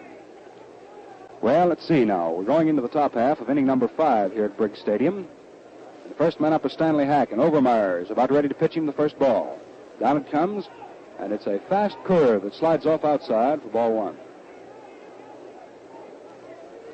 Overmire 2 runs behind as Chicago leads 2-0. Delivers, Hack swings, and there's a foul ball laced back of third up into the third tier.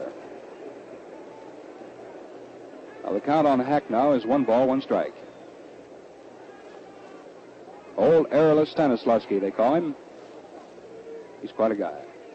Overmire gets ready, delivers him, and Hack hits a foul ball outside of third base, and Charlie Grimm fields it, picks it up, hands it over to Outlaw, the Detroit third baseman.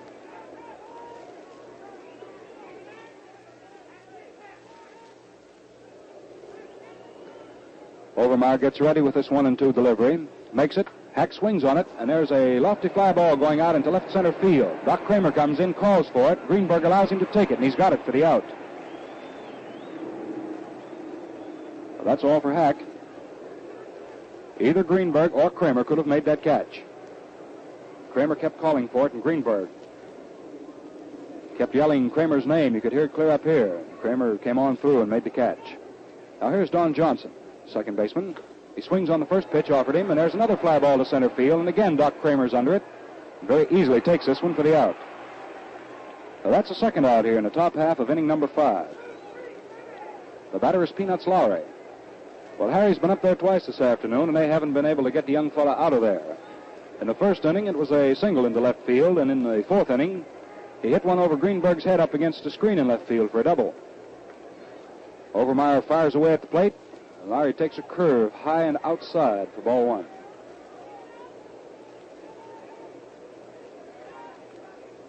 Two outs, top of the 5th inning. Cubs at bat, and they lead 2-0. Overmire serves it up, and Lowry takes it under his knees low. That's ball 2. 2 balls, no strikes. Lowry moving around in batter's box. Takes the next pitch, and it costs him. It's right in there for a strike. Overmire changed up on him and fed him a change-of-pace curve. Lowry leans over, holds that bat high behind his right ear. Overmire delivers a fast curve, swung on and missed. For strike 2. Overmire's curveball was on the inside corner that time, just off the fingers. The count now on Lowry is 2 balls, 2 strikes. Overmire delivers. And Lowry swings on one. There's a little looping fly ball going back of shortstop. Webb goes back on the grass and snags it for the out. And that's all for Lowry. And that's all for the Cubs here in the 5th inning. And it's nothing across. No runs, no hits, no errors, and nobody left. At the end of 4.5 innings of play, the score stands Chicago 2 and the Detroit Tigers nothing. When the Yankees defeated the Giants 18-4 in 1936, they ran up the biggest score in series history. That, of course, was something. But wouldn't you in on this? Men, the world-famous easy-shaving Gillette Tech Razor is coming back again on dealers' counters all over the country. Your dealer may have one today or tomorrow or next week. So keep an eye peeled for the Gillette Tech Razor you and plenty of other fellows in town have been waiting for. It's on the way with all-metal gold-plated head plus 5 super keen Gillette blue blades at the popular pre-war price of only 49 cents. What shaves you get, how quick and how easy and how smooth and refreshing. Yes, happy shaves are here again. Ask your dealer for your Gillette Tech Razor with 5 perfect shaving Gillette blue blades at 49 cents. And now, ladies and gentlemen, for the last portion of the number 3 game in this 1945 World Series is a fellow I'm very happy to call a very good friend of mine, Lieutenant Colonel Bill Slater, who will do the last portion of the ball game that's about to pick up in the last half of the 5th. Bill? Thank you, Al Walker. Let's just settle for Mister, huh? Although it costs more. All right, Cullenberg, the right fielder of the Tigers, comes up there. Big fella who's a switch hitter and bats left-handed against right-handed pitching. This fella Cullenberg has been up 6 times in the series so far. He hasn't had a hit yet. He's been walked twice, and he's hit hungry. Claude Passeau delivers to him. Cullenberg swings on it. There's a foul coming up to the left, and I think it's going over into the stands. It is. So that's a strike on Roy Cullenberg. Claude Passeau rubbing the ball up out there. He's one of the few pitchers that's allowed to rub it up with his gloved hand. That's because he has 3 crooked fingers on his left hand. Came from a gunshot accident a long time ago when he was a kid, about 16 years old. Well, Passeau has had to overcome a lot of things. Gets ready to pitch to Cullenberg. Roy takes it low. Ball 1. Cullenberg's a pretty good sized fella. Stands 6 feet, weighs between 190 and 200 pounds. So there's a lot of Cullenberg. Passeau delivers. Cullenberg swings on it, hits it on the ground down to first. Cabaretta has it. There's the race to the bag, and Cabaretta wins. Cullenberg is out. 1 out for Detroit now in the last half of the 5th. Chicago leads 2-0. Claude Passeau up to this point has given up only 1 hit. The batter is the fellow who got that 1 hit. That's Rudy York. Came back in the 2nd inning, sliced out a single to left center field. That was Big Rudy's 2nd hit of the series. York crowds the plate just a trifle. Passeau delivers to him. It's good. A fast called strike on the inside corner. 1 strike on York. This big guy York is of German, Irish, Indian descent. He's a sort of a walking League of Nations. Pitch to him is good.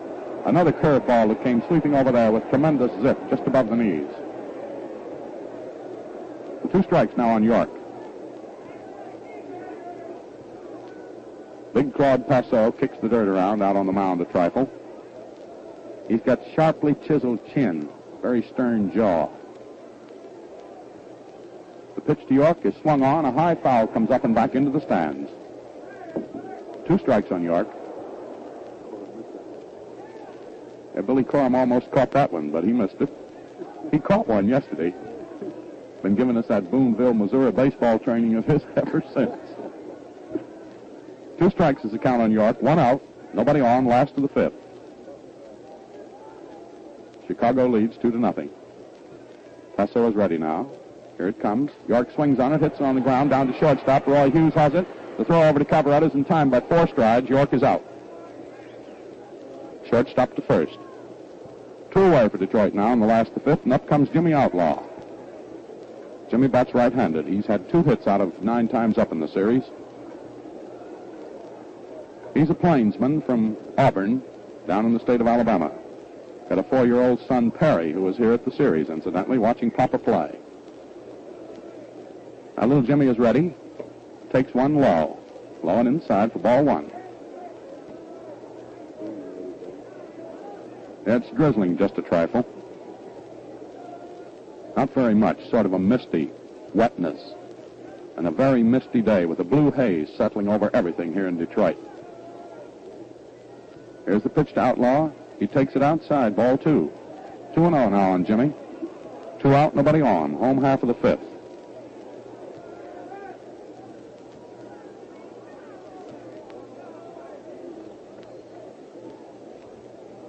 Passeau bouncing the ball up and down in his glove.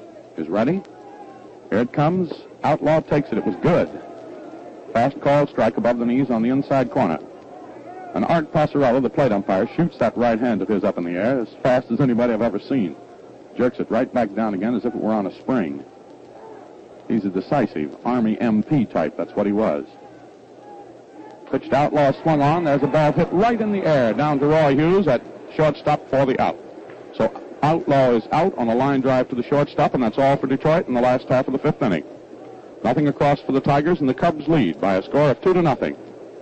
Well, you know, just as you at home are listening to this game play-by-play, our soldiers and sailors and Marines overseas are sitting at radio sets listening to it by way of the far-flung network of the Armed Forces Radio Service. This program is being shortwaved at this moment from San Francisco and New York by 13 powerful networks. It's being picked up and rebroadcast by many stations of the Far Eastern Network in the Philippines, Okinawa, Japan, and China. The Pacific Ocean Network in Iwo is in on it, too, and in the Marianas, the Gilbert and the Marshall Islands. The Mosquito Network in the South Pacific and to the Armed Forces in the Aleutians, Alaska, and the Caribbean area. To the Armed Forces radio stations in the Mediterranean and Italy and the Persian Gulf Command, and on through the American Forces Network to troops in the United Kingdom, France, Germany, and Austria, and to our outposts in Greenland and Iceland. There's also a special shortwave relay from Honolulu to Saipan. Thence on to Japan by medium wave. Men with shortwave receivers can listen directly to the best of several transmissions. all over the world, this broadcast is going to our men. And, of course, we're very happy that it is.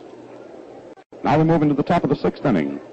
And the first batter for Chicago will be Phil Cabaretta, their star first baseman, who has been defensively magnificent today. Here's the pitch to Cabaretta, who hits left-handed. He hits it down to Rudy York. Rudy scoops it up, waves everybody away, steps on first, and one first baseman retires another. That was a hard-hit ball, and Rudy came up with it. Scooped it out of the dirt, raced over to first, and beat Cabaretta. So Cabaretta is out. One out in the top of the sixth. Frank Overmire rubs up to the ball, gets ready to pitch now to Andy Patko. Patko was very hot the first day, but he hasn't hit since then. That's right-handed. Takes a pitch that's pretty close to his hip on the inside for ball one. This Patko comes from Wisconsin farm folks. They live up in Boyceville, Wisconsin. He's of Slovakian descent. His parents came from near Prague. Here's the pitch to him. He swings on it. There's a slow roller down toward third, going foul. That's a strike on Andy. 1 ball, 1 strike. We call him Andy. Charlie Grimm, as I mentioned yesterday, calls him Trishka. So Trishka gets back to bat there. Overmire left hands his delivery in. Slow into the dirt. Ball 2.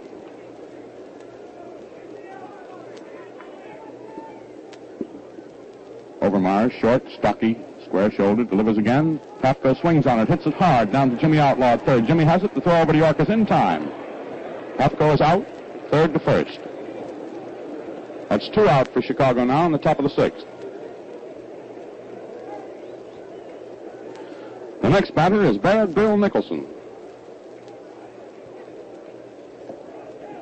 Big, pugnacious-looking fellow standing up there batting left-handed. He's driven in 5 runs in this series, as Al told you. Overmire delivers. It's low. Outside, ball 1. It was predicted that Nicholson might come to life in the series. Hasn't had a good season, but he's hot in the series. Fouls one off now. Taking a tremendous swing, he almost fell down after he fouled it. 1 ball, 1 strike on Big Bad Bill Nicholson from Maryland. When he was a kid, he wanted to go to the Naval Academy at Annapolis, and color blindness kept him out. So he's a ball player instead of a Navy officer. As a ball player, he watches one that's just above his shoulders for ball 2. 2 balls, 1 strike.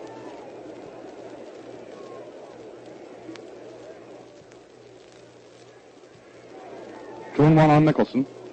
2 out, nobody on, top of the sixth. Frank Overmire delivers. Nicholson swings and misses. That was a clean miss.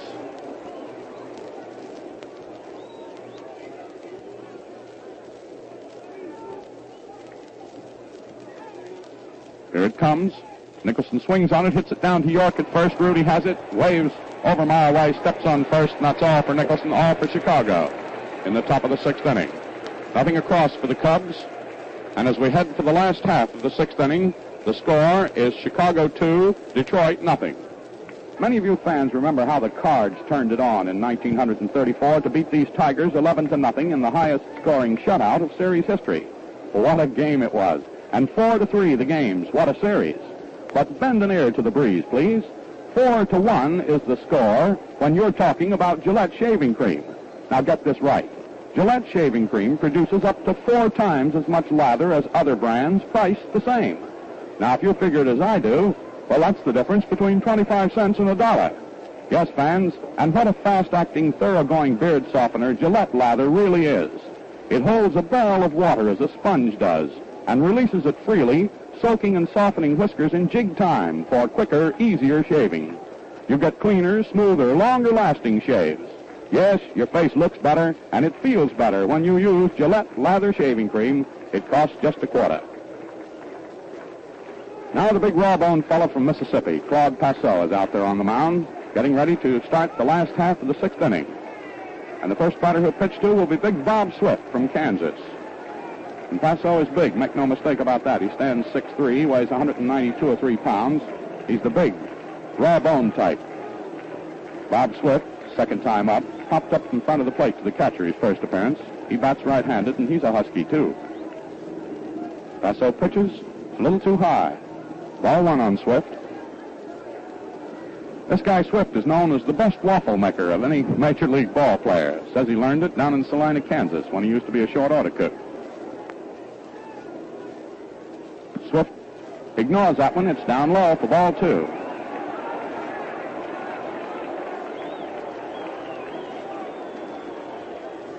Now Passeau taking a little bit of time. He's 2-0 on the first batter here in the last of the 6th. Jiggles that ball in his gloved hand, grabs it, pitches it. Too high. That's ball 3. Passeau is waving that right arm of his around a little bit, like a windmill, trying to limber it up. He hasn't walked anybody so far in this ball game. Here's the pitch. It's good. A fast one in there. Swift just stood and took it. 3 balls, 1 strike now on the first batter in the last of the 6th.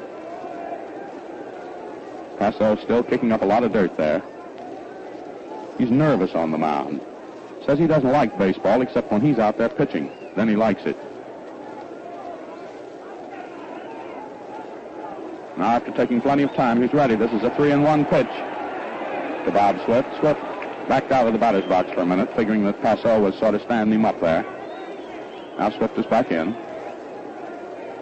Passeau's ready to go. Here it comes. It's too high. Swift is walked.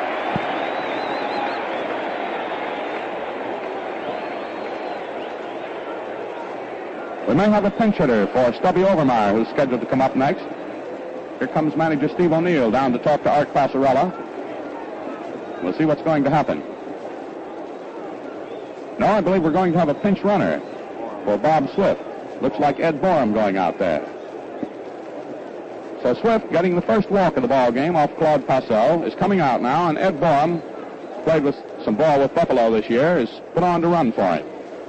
That's B-O-R-O-M. This guy Borum hails from Spartansburg, South Carolina. So he's on as a pinch runner. As I mentioned, that's the first walk off Passeau. He went 5 games in the season in which he didn't walk anybody. Now we've got a pinch hitter coming up here. Let's pick that. It's Hub Walker coming up. 40-year-old veteran coming up to bat left-handed. First pitch to him is a called strike. That's Harvey Walker. He's the older brother of G. Gerald Walker. Hub here served in the Army for almost 2 years. Left-handed batter. He made that crucial hit out in St. Louis, the last Sunday of the season. That started things off for the Tiger victory that clinched the pennant for them. And so now this man has much experience and long service in the Army is brought up here as a pinch hitter. Passeau delivers to him again, and that is called strike 2.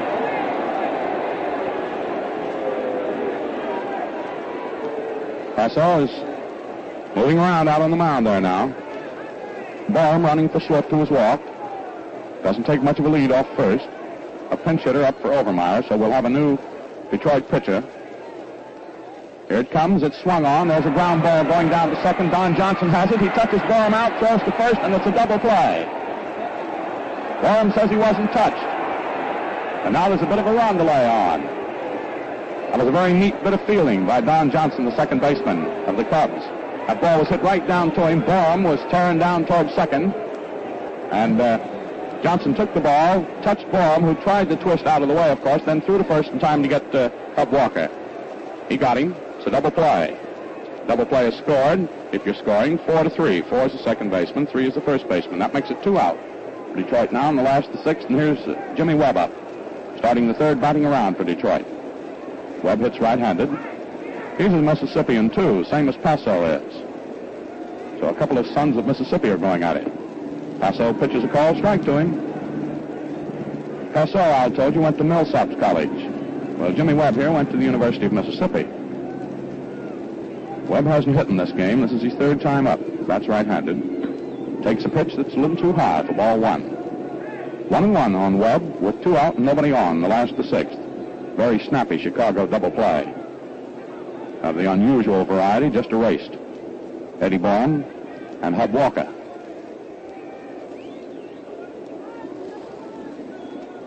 Now Passeau is ready to go. Webb swings on it. There's a blooper going out into short right field. In comes Nicholson. He's under it now. He waits and takes it for the out. So Webb flies out to right field, and in the last of the sixth inning, there are no runs for Detroit, no hits, no base runners left on, and there were no Chicago errors. So that wraps up 6 full innings of play in this ball game, and Chicago leads by a score of 2-0. Well, while we're getting ready for a new Detroit pitcher and a new catcher here in the top of the 7th inning, the new catcher will undoubtedly be Paul Richards. The new pitcher we haven't located as yet, and while we're about our job of doing that, suppose we pause 10 seconds here for station identification. Remember, men, look sharp, feel sharp, be sharp. Use Gillette Blue Blades with the sharpest edges ever honed. This is the Mutual Broadcasting System.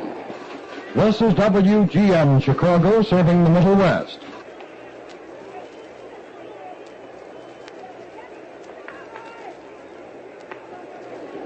The new pitcher is going to be Al Benton, I believe. It looks exactly like Benton. He's walking in from that bullpen out there 440 feet away.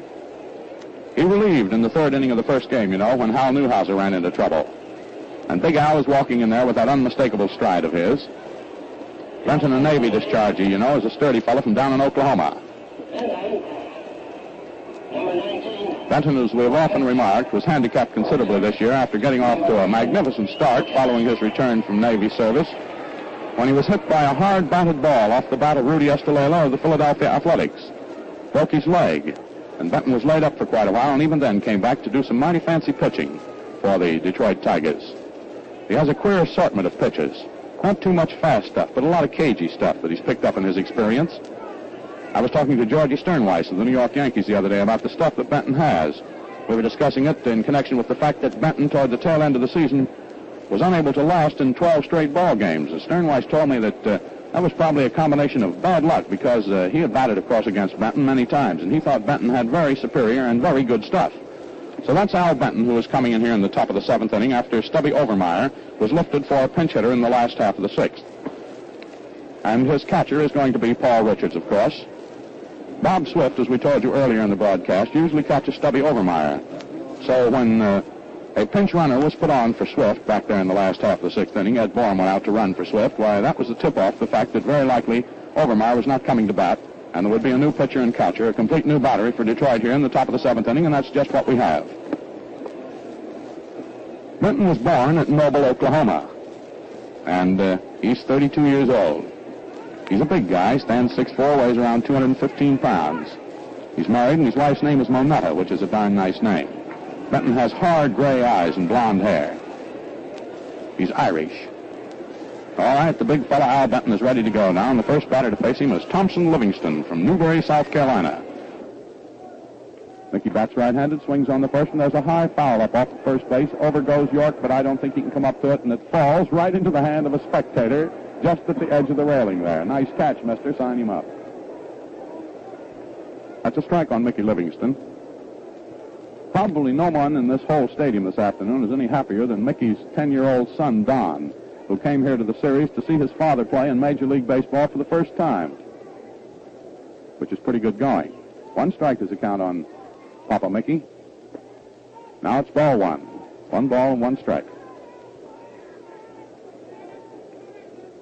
Big Al Benton coming into pitch. Top of the 7th. Chicago in front, 2-0. Livingston swings on one. There's a fly ball going out to deep right field. Back goes Cullenberg, way back, way back. He can't come up to it. It bounces off the wall there. Here's Livingston heading for second. There's the relay in to Mayo from Cullenberg, and Livingston goes into second, standing up with a double. That's a double for Mickey Livingston. He hit it back over the head of Roy Cullenberg in deep right center field. It bounced off the railing out there. Cullenberg grabbed the ball, heaved it into Eddie Mayo, who was lined up for the relay, but by that time Livingston was at second. That is hit number 5 this afternoon for the Chicago Cubs. And the first man up in the 7th inning is in potential scoring position at second. Now the batter is Roy Hughes, who came through with his first hit of the series back in the 4th inning to drive in a run. He bats right-handed, chokes up as if to bunt, but the pitch is outside. And the count is ball 1. Now Big Al Benton, the sturdy guy from Oklahoma, gets ready. The infield of the Tigers is up, of course, anticipating a sacrifice. But the pitch is low and inside. Hughes has to back away from it. Ball 2. So So the Cubs are brewing a threat here in the top of the seventh. They lead 2-0. Benton stretches, delivers. Hughes attempts to bunt, and it rolls foul on the ground behind the plate. Paul Richards, the tall Texan, picks it up, flips it to the plate umpire, Art Passeau, who examines it, holding it up in front of his face, turning it over and over, like the housewife inspecting an orange before she buys it. He says it's all right, and it's put back in play. Mickey Livingston is leading off second. Here's a pitch to Hughes. It's low and outside. Had his bat set as if to bunt, but when he saw the pitch wasn't good, pulled it back. 3 balls, 1 strike now the count.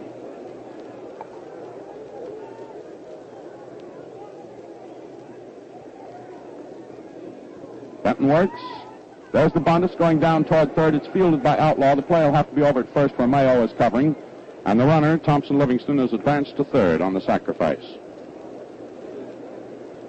Hughes is out, 5-4. Third baseman to second baseman. And now a brief conference is going to be called here, as the batter becomes Claude Passeau, the pitcher. There's a runner at third. Paul Richards goes out to the mound, says a few words to Big Al Benton, and Big Rudy York comes over and joins in. The 3 pretty good-sized gentlemen down there. So here's the situation in the top of the 7th inning. Livingston doubled. He was advanced to third on Roy Hughes' sacrifice. And now Passeau, who has struck out twice, steps up there. He's the Cubs pitcher with a big number 13 on his back. He doesn't figure that's unlucky. Pitch to him is swung on. There's a fly ball going out into center field. It's not too deep. Doc Cramer has it. Here's Livingston touching up at third. Here comes Kramer's throw. He's got a good arm. It's going to be close, but he scores.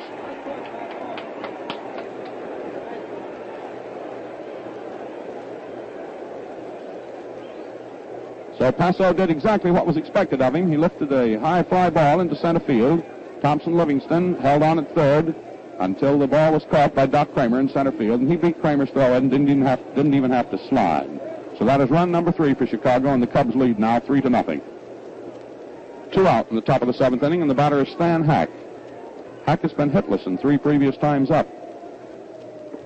Takes a fast call strike above the knees over the outside corner.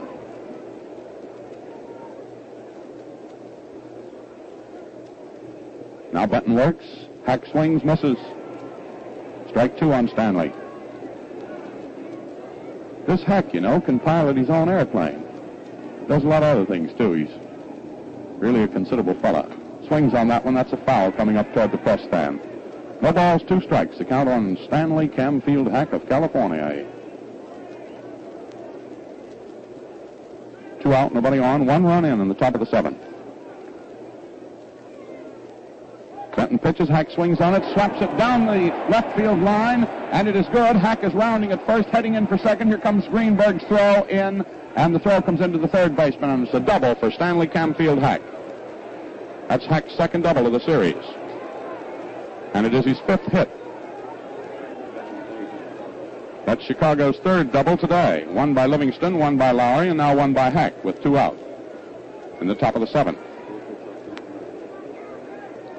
Livingston and Hack have both had hits off Benton, and they've both been doubles. That was a ball lashed between the third baseman, Outlaw, and the bag right down the left field line. Now the batter is Don Johnson, the second baseman, who hits right-handed. Swings and misses one. There's a strike on Johnson. This is Johnson's 4th time up today. He hasn't hit. He didn't hit yesterday either. First game he went 2 for 5.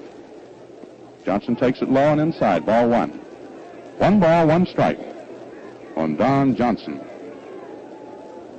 He's a pretty good second baseman. Johnson takes a low pitch. Ball 2. Smiling Stanley Hack is leading off second. At 36, he is a honey. Ball is swung on, and it's hit deep to Mayo. Mayo bobbles it for a minute, picks it up, and the throw to first is too late. It was hit to the right of Mayo and deep at second base. Mayo came up with it. It bobbled away from him. He grabbed it. It's an error on Mayo. And incidentally, it's the first error of the series. Hack stopped at third on the play. So that's an error on Eddie Mayo. Puts Don Johnson on at first. Moves Hack down to third. and brings up Peanuts Lowry, who has had 2 hits out of 3 times up today, and one of them was a double. And the Lord Peanuts, who bats right-handed, dark-complexioned fellow, has been a tough cookie this afternoon. Pitch to him is good for a called strike. Passarella's hand shot up in the air and down like a snake. Roy Johnson at first there. The coacher, who is no relation to Don Johnson, the second baseman, who's leading off first, shouts into Lowry. There's a throw over to first. Don Johnson gets back. Hack at third, Johnson at first. 1 run is in. In the top of the 7th, the Cubs are ahead 3-0. 2 are out. Benton stretches, delivers. Lowry leans away from it. It's a ball. On the inside, in the vicinity of his Adam's apple. Speaking of Adam's apples, Paul Richards, the catcher down there, has a very prominent one. Lowry swings on one, hits it right back to the mound. Benton knocks it down, throws over to first to York, and that retires the side. So in the top of the 7th inning, 1 run for Chicago on 2 hits. They had 2 base runners left on, and there was 1 Detroit error. As we head for the last half of the 7th inning, the score is Chicago 3, Detroit nothing. Now right here beside me is manager Luke Sewell of the St. Louis Brownies, famous for his ability to get the most out of young pitchers. Tell us, Luke Sewell, how do you do it? Guess it's because I was a catcher for so many years, Bill. You know, when a good catcher and pitcher team up, each contributes to the other's success. Like the Gillette Razor and Gillette Blue Blade do, Luke?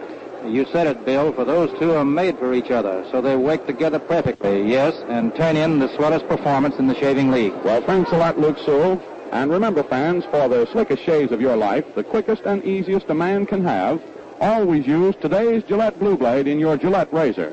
Protect your face from the irritation caused by misfit blades and faulty shaving methods. Look sharp, feel sharp, be sharp. Use Gillette Blue Blades with the sharpest edges ever honed. Here are the totals up to this point. 3 runs, 6 hits, no errors for Chicago. No runs, only 1 hit for Detroit, and 1 error. And now we move into the home half of the 7th inning. And the first batter up there for Detroit, and anxious to atone for his error, although it cost no runs, is Eddie Mayo. And this will be Eddie's 3rd time up this afternoon. The last time he was robbed by Phil Cabaretta on a sensational stop of a hard-hit ball at first. Mayo bats left-handed. And Claude Passeau, who has pitched a very fancy 1-hitter up to this point, is rubbing his hands on his breeches and getting ready to go. Now he jiggles that ball up and down in his glove. Here comes the pitch to Mayo. Mayo takes it. It's a fast called strike, a curve ball above the knees on the inside corner. This chap Mayo is of Polish ancestry. He's a very swell guy. Claude Passeau delivers. It's another called strike. Oh, Passeau was very fast with that one. No balls, 2 strikes on Eddie Mayo. Now big Claude bends over, winds up, delivers. Mayo swings on it. There's a ground ball going down to shortstop. Roy Hughes has it. The throw over in time by 2 strides. Mayo is out, shortstop to first. 1 away for Detroit now in the last of the 7th. The next batter is going to be Roger Kramer. He's a left-handed hitter. This is his 3rd time up, and he hasn't hit today. Flied out to center his first time and lined one out to left. His last appearance back in the 4th inning. Kramer bats left-handed, as you all know. Hack plays him up pretty close at 3rd. There's a called strike flipped in on Kramer by Passeau. Outfield plays Kramer, despite the fact he's a left-handed hitter, straight away. They don't play him to pull too much to right, a little. Kramer swings, foul tips it, strike 2. Boy, he was swinging hard that time. This guy Kramer started out in his life to be a carpenter, but he decided to work with this kind of wood that he's holding in his hand right now and to drive out hits instead of driving nails. 2 strikes on Kramer. Claude Passeau pitches. Kramer takes it. It's just outside.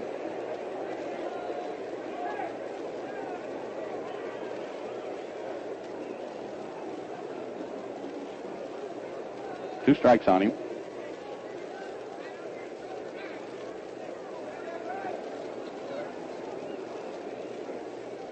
Now Cramer, a little bit tired of waiting for Passeau, backs out of the batter's box, rubs up some dirt on his hands, takes a hefty grip on that white bat. It's almost white, light yellow. steps in. Passeau is ready to go. He's having a lot of trouble rubbing up this ball. He pitches. Kramer fouls it off. Very quiet in Briggs Stadium right now. Tigers are behind. The Cubs lead them 3-0. It's the home half of the 7th inning. Now Passeau works. Kramer takes it low into the dirt.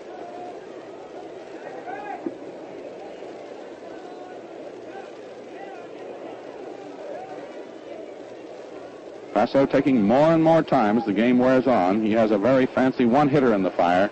He's working on it. This ball is swung on by Kramer. There's a long fly to deep right field. Back goes Nicholson about 5 feet in front of the barrier out there. He makes the catch. Kramer lifted a long high one to deep right field, and Nicholson dragged it in. That's 2 out. Here comes Hank Greenberg. Greenberg, whose homer won the ball game yesterday. Stepping up there, a big right-handed batter. There was no happier man around yesterday than Hank's father from New York, a retired businessman who was out here to watch his boy perform. Greenberg yesterday, in hitting that home run, established for him a record of having hit a homer in 4 different World Series. Yesterday's he hit off of Hank Wise. Earlier he had hit one off of Dizzy Dean, Charlie Root, and Dean Thompson, Junior Thompson of Cincinnati. First pitch now by Passeau to Greenberg is high for a ball. 1-0, 2 out, nobody on. Passeau has been pitching Greenberg very cagily. Struck him out the first time, compelled him to hit a fly to left the second time up. Here it comes. Greenberg swings, misses. That was a fast-breaking high outside curve. 1 ball, 1 strike. We look almost straight down on the home plate here. We're up practically as high as those pigeons that have been flying around here all afternoon. Here's the pitch. Greenberg swings on it. There's a tremendous high fly, not too long, going in left field. Lowry is in under it. A very high fly that Lowry now takes for the out. And that's all for Detroit in the last half of the 7th inning. At the end of 7 full innings of play, the score is Chicago 3, Detroit nothing. You know, friends, you'll enjoy hearing Bill Corum summarize today's game just as soon as the last man is out. So stay tuned for Bill Corum's summary and highlights at the conclusion of our play-by-play report of this thrilling 3rd game of the 1945 World Series. Now, while we're getting ready for the stage to be set for inning number 8, let's see who and where we are. We pause now 10 seconds for station identification. Remember, men, look sharp, feel sharp, be sharp. Use Gillette Blue Blades with the sharpest edges ever honed. This is the Mutual Broadcasting System. This is WGN Chicago, serving the Middle West.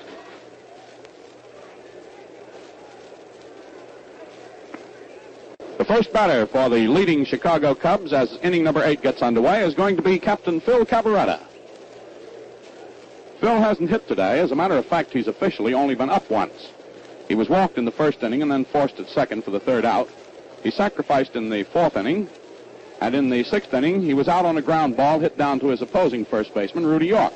Phil, up until today, had gone 4 for 8, has a homer and a double in his hits. Now Benton pitches him. It's a curveball inside, ball 1.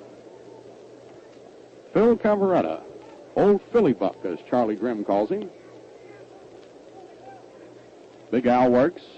It's low into the dirt, bounces away from Paul Richards, ball 2.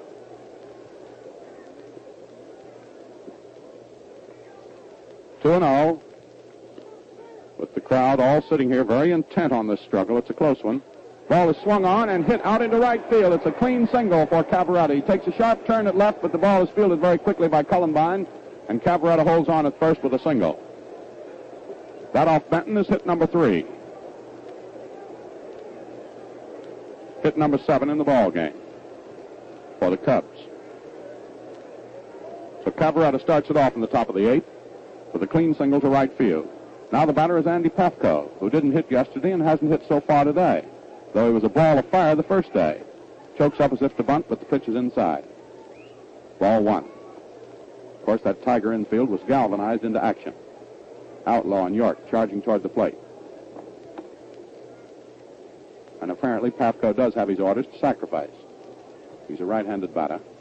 Right-hander Al Benton pitches him. The ball is back toward the mound. Benton fields it. The throw is going to be at first where York is covering, and the sacrifice works.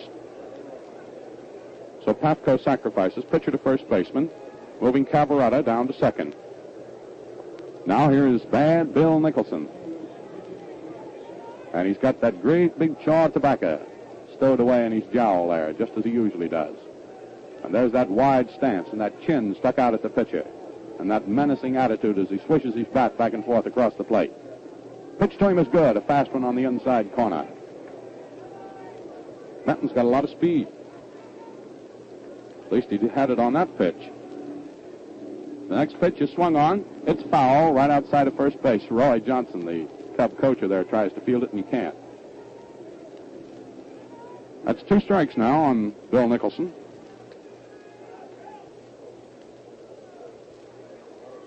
Bill leads everybody in the series in runs driven in. He's batted in 5 of them. Big Al Benton is taking a lot of time out there. He's got 2 strikes on Nicholson with the runner at second. Nicholson swings and foul tips it. Bounced off the mask of the catcher, Paul Richards. Now Jimmy Shalikas, the Chicago bat boy, comes out to give the rosin bag to Nicholson. The Detroit bat boy, little Gilbert Hoy, is going down on the train tonight to Chicago. That's where the series is resumed tomorrow. And what these teams are fighting for is for the opportunity of going out of here with a 2-1 edge. Right now, Chicago leads 3-0. Now Benton is ready. Here's the pitch to Nicholson. It's a little too low. Nicholson almost started for it, then checked his swing just in time. Bill Cabaretta backing off second with a big 44 on his back. Here's the pitch. It's low again. Ball 2. Low and inside. Benton is trying to get that 3rd strike past Bad Bill Nicholson. Now the mist grows a little heavier. It's pretty wet. The pitch is just outside. Benton was trying for the outside corner. He just missed it. And that raises the count to 3 balls, 2 strikes, a full count on Nicholson. And now here's the big pitch. Benton stretches, delivers, Nicholson swings and strikes out. 2 out. Top of the 8th. The batter coming up now is Mickey Livingston, the catcher. Mickey was in the Army, but because of an injury suffered in baseball back in 1939 when he ran into a concrete dugout at night trying to catch a foul ball, he was discharged from the Army because of that head injury. That's right-handed. Swings on one now. There's a high pop-up back of shortstop. Back on the grass goes Skeeter Webb about 25 yards back, and backing away makes the catch. So Livingston flies out to the shortstop, and that's all for Chicago in the top of the 8th inning. No runs, 1 hit, a base runner left on, and there were no Detroit errors. So the score at the end of 7.5 innings of play is Chicago 3, Detroit nothing. Fans, you enjoy the best-looking shaves of your life, the quickest and the easiest a man ever had, when you use today's Gillette Blue Blade in your Gillette razor. As manager Luke Sewell of the St. Louis Browns pointed out, teamwork counts for plenty in shaving, just as it does in baseball. To score against tough beard quickly and smoothly, your razor and blade must work together perfectly, as the Gillette combination does. Men, the Gillette razor and Gillette Blue Blade are made for each other. Same factory, same skilled craftsmen, same high precision standards. Thus, they fit exactly. They work hand in glove and outperform any other double-edged shaving combination that you can name. Man, what shaves you get. How quick, how easy, and how smooth and refreshing. Avoid the discomfort of misfit blades that scrape and nick your face. Remember, look sharp, feel sharp, be sharp. Use Gillette Blue Blades with the sharpest edges ever honed. All right, the last half of the 8th inning. And this is next to the last chance that Detroit will have if this game is settled in regulation length. And they trail. The Cubs are out in front, 3-0. And Claude Passeau, the old master, who has pitched for years in the majors and has never had an opportunity to pitch in a World Series before today, is out there on the mound, and he's pitched a 1-hitter up to this point. And he has memories of Briggs Stadium. He pitched an all-star game in here in which Ted Williams beat him by slugging a ball so far that they're still looking for it. Now here's Cullenberg up there, and that's just how far he'd like to hit one. But it won't be that one because he swings and foul tips it off. That's a strike on Cullenberg. And Cullenberg, a pretty consistent hitter for the Tigers throughout the season, is hitless so far in the series. He is 0 for 7. That's left-handed. Pitch to him is outside. A 3/4 speed ball that Passeau tried to have nick the outside corner and fool Cullenberg, but it didn't. 1 ball, 1 strike on Roy. Outfield plays him to pull just a little to right, not too much. Patko has pulled over a bit. Passeau works. Cullenberg takes it high. Ball 2. 2 balls, 1 strike. This Passeau, as Bill Corum told you, has a tongue nut farm down in Mississippi. Must be about time to harvest now, as a matter of fact. He hopes to get back there soon and attend to his tongue nuts. 2-1 the count on Cullenberg. Now it's 2-2. That was a fast call strike. Passeau's pacing of the situation today has been masterful. You give him a little bit of 3/4 speed stuff, a little bit of that, then he'll come whipping through with that fast one as he did then. 2 balls, 2 strikes on Cullenberg. Here it comes. Cullenberg swings, fouls it off. Bounces over almost toward the box of Happy Chandler, who's sitting down there with the wounded veterans, who are his guests today. 2-2 the count on Cullenberg.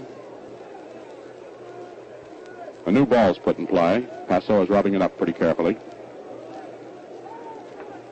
Cullenberg's been around a lot, as we've told you. Brooklyn, Washington, the Brownies, the Indians, the Senators. There's a high foul that Cullenberg lifts up and back.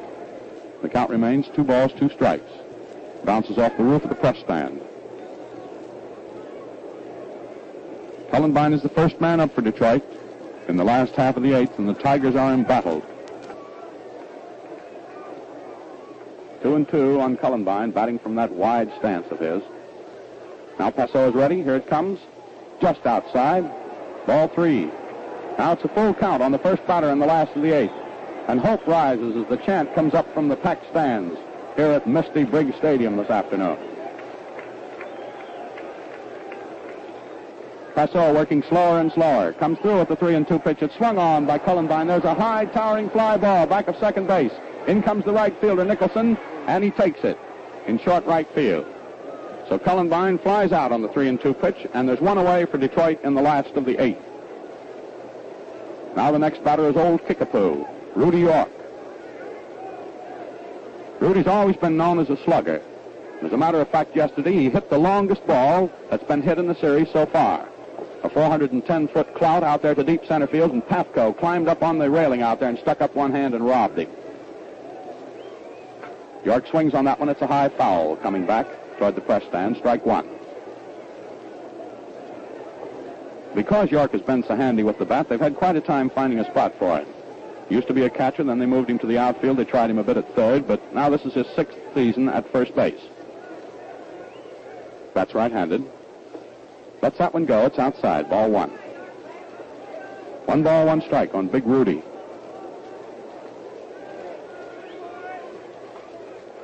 The reason, as all you baseball fans know, they were so reluctant to put York over at first was because Hank Greenberg, playing in the outfield now, is by trade a first baseman. I should suppose that by trade now, Greenberg is an outfielder, because he's been there quite a bit. York is ready, swings on that one. There's a long hit ball to deep center field. Over goes Patko. I think he's going to get it, and he does, going into right center field for it. Nicholson was over there, too. And now York, who is all the way around almost to second, turns and takes a look out there at Patko. Patko didn't rob him necessarily that time. A lot of center fielders could have gotten that one. But not very many center fielders could have gotten the one that Patko took away from York yesterday. 2 out for the Tigers in the last of the 8th. Now the batter is Jimmy Outlaw. This is his 3rd time up. He hasn't hit today. The pitch to him is high for a ball.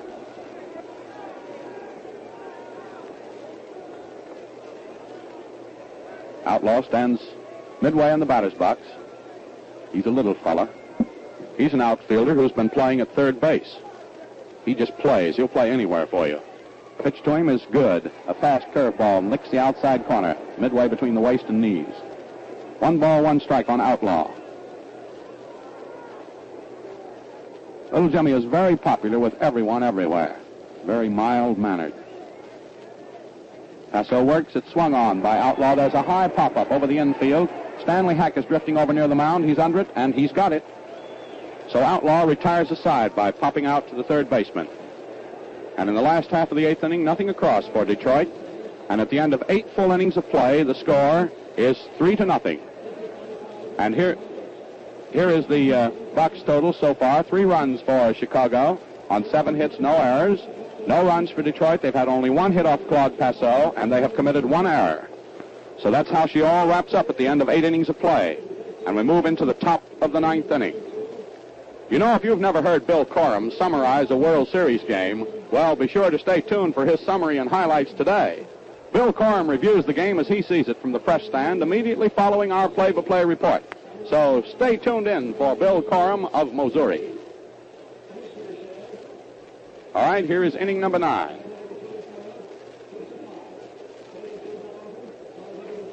Al Benton is out on the mound there. And the big thing in the mind of the Tigers right now as we go into inning number 9 with the Cubs in front 3-0, in this the rubber game of the first 3, is to get these Cubs out as quickly as possible and come in there in the last half of the 9th inning and see what can be done in behalf of the Tiger cause. The attendance figures given me here are 55,500. If they've been officially checked, that would be the largest crowd in history in Briggs Stadium, I think. If it's paid. If it's paid, I think that's probably total. But anyway, it'll give you the idea, ladies and gentlemen, that it's a honey of a crowd here at Briggs Stadium today because this is a honey of a series. Now here's Roy Hughes up. He bunts one back toward the mound. Benton fields it. The throw over to first is in time. Rudy York making a nice catch on it. They were trying to take a little advantage then of the fact that Al Benton is somewhat slowed down on his feet by that leg fracture earlier in the season. But he came down to his right and fielded that. Here's a big hand for Claude Passeau.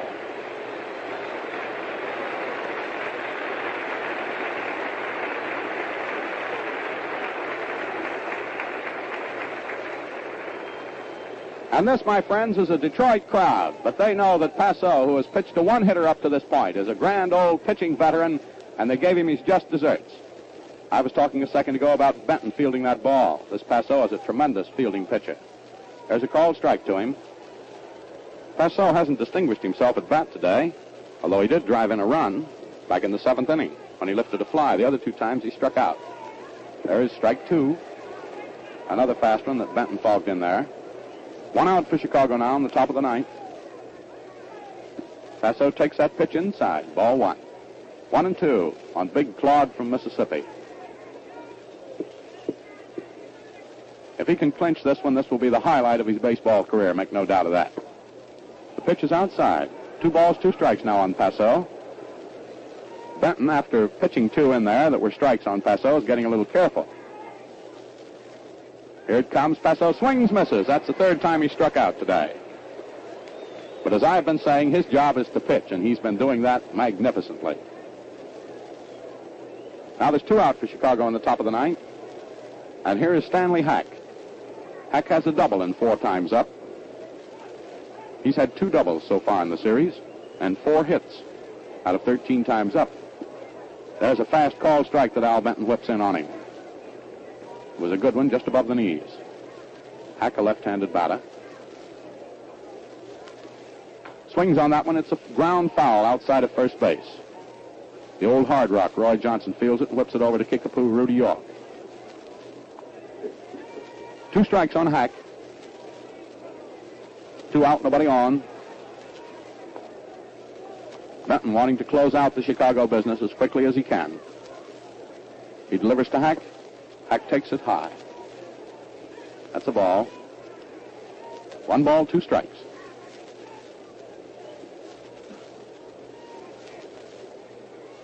Pitch is swung on. It's bounced off the plate. There's a high Baltimore chop. Benton gets it, throws to first, but it's too late. And Hack gets another infield hit. That's the 4th infield hit that Hack has gotten in this series. A high Baltimore chop off the plate. And Benton had nothing in the world that he could do except stand there and wait for gravity to take its course and bring that ball down out of the air, and it didn't do it soon enough. And Hack is on. So he's at first with 2 out, and up comes Don Johnson.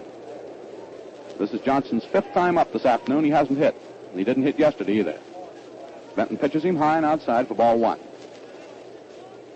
Outfield plays Johnson straight away. Not too deep. Here it comes. Johnson takes a good, fast called strike. Curved over there.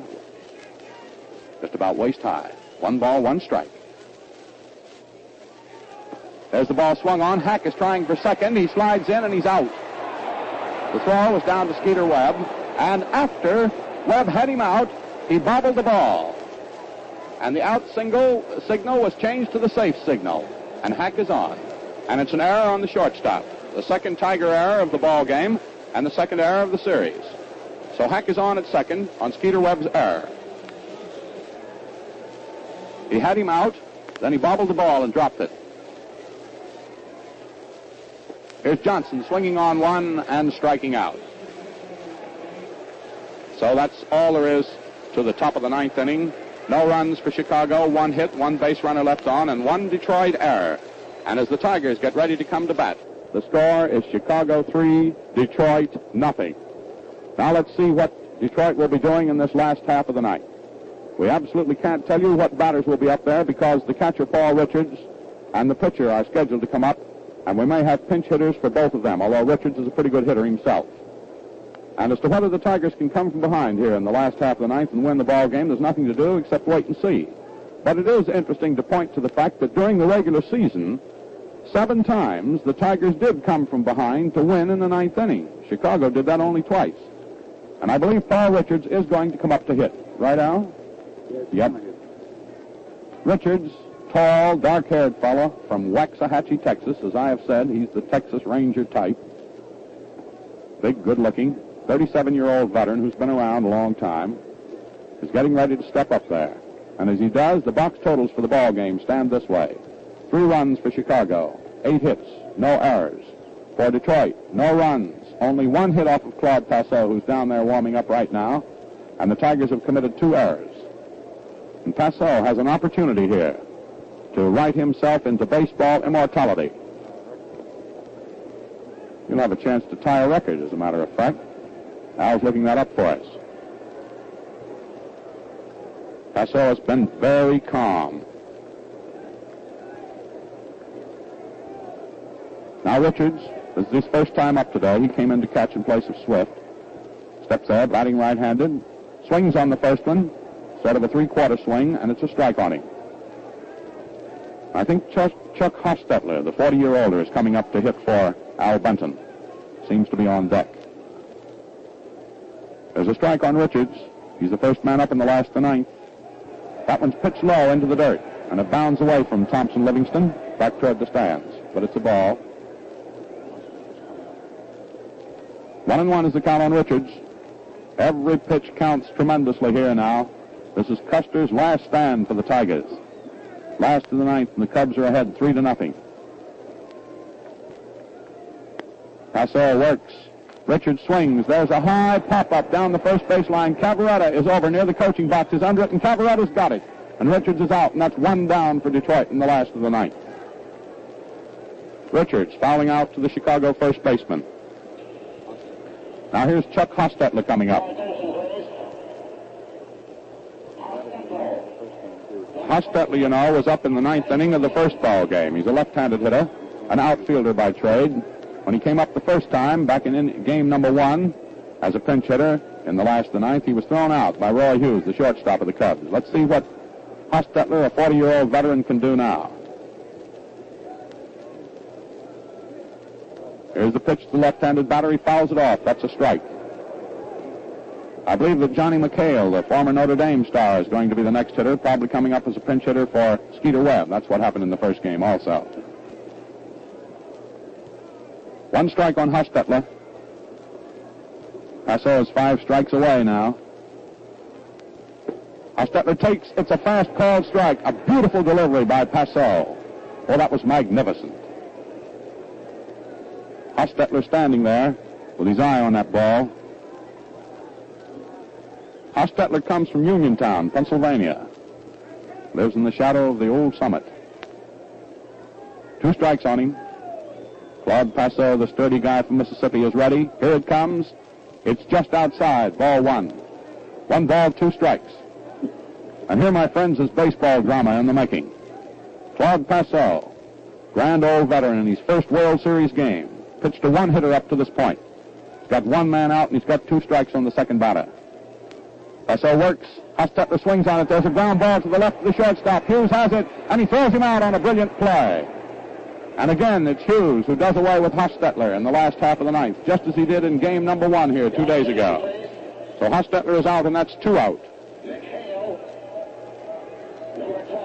And here's big Johnny McHale, who was brought in as a potential outfielder to help fill in the gap left when Dick Wakefield went off to the armed forces this year. McHale, as we've told you, was a baseball and basketball star, but principally baseball at Notre Dame University. He's a tall left-handed hitter.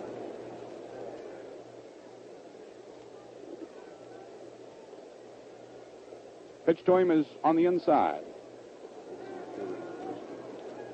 When McHale came up as a pinch hitter here in game number 1, he lifted a high fly to the center fielder, Patko. McHale, incidentally, is a Detroit boy, so he's playing in his own backyard. Swings on that one, beats it into the ground, foul. That's a strike. 1 ball, 1 strike on Johnny McHale. 2 out, nobody on, last of the ninth. And McHale is the last hope of Steve O'Neill and the Tigers in this 3rd game. And Passeau, who has a beautiful one-hitter in the fire, is anxious to close it out. Here it comes. McHale swings on it, hits it foul on the ground down the 3rd base line. 2 strikes. And Passeau is 1 strike away from hanging up a shutout over the Tigers.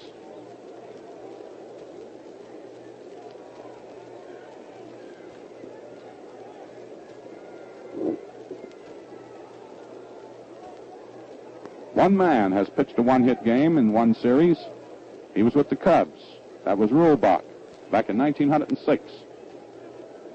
2 strikes is the count now on McHale. Here's the pitch. It's a little too high. Now the count is ball 2 and strike 2. 2 out. Nobody on. Home half of the 9th inning. Chicago with the victory in her grasp.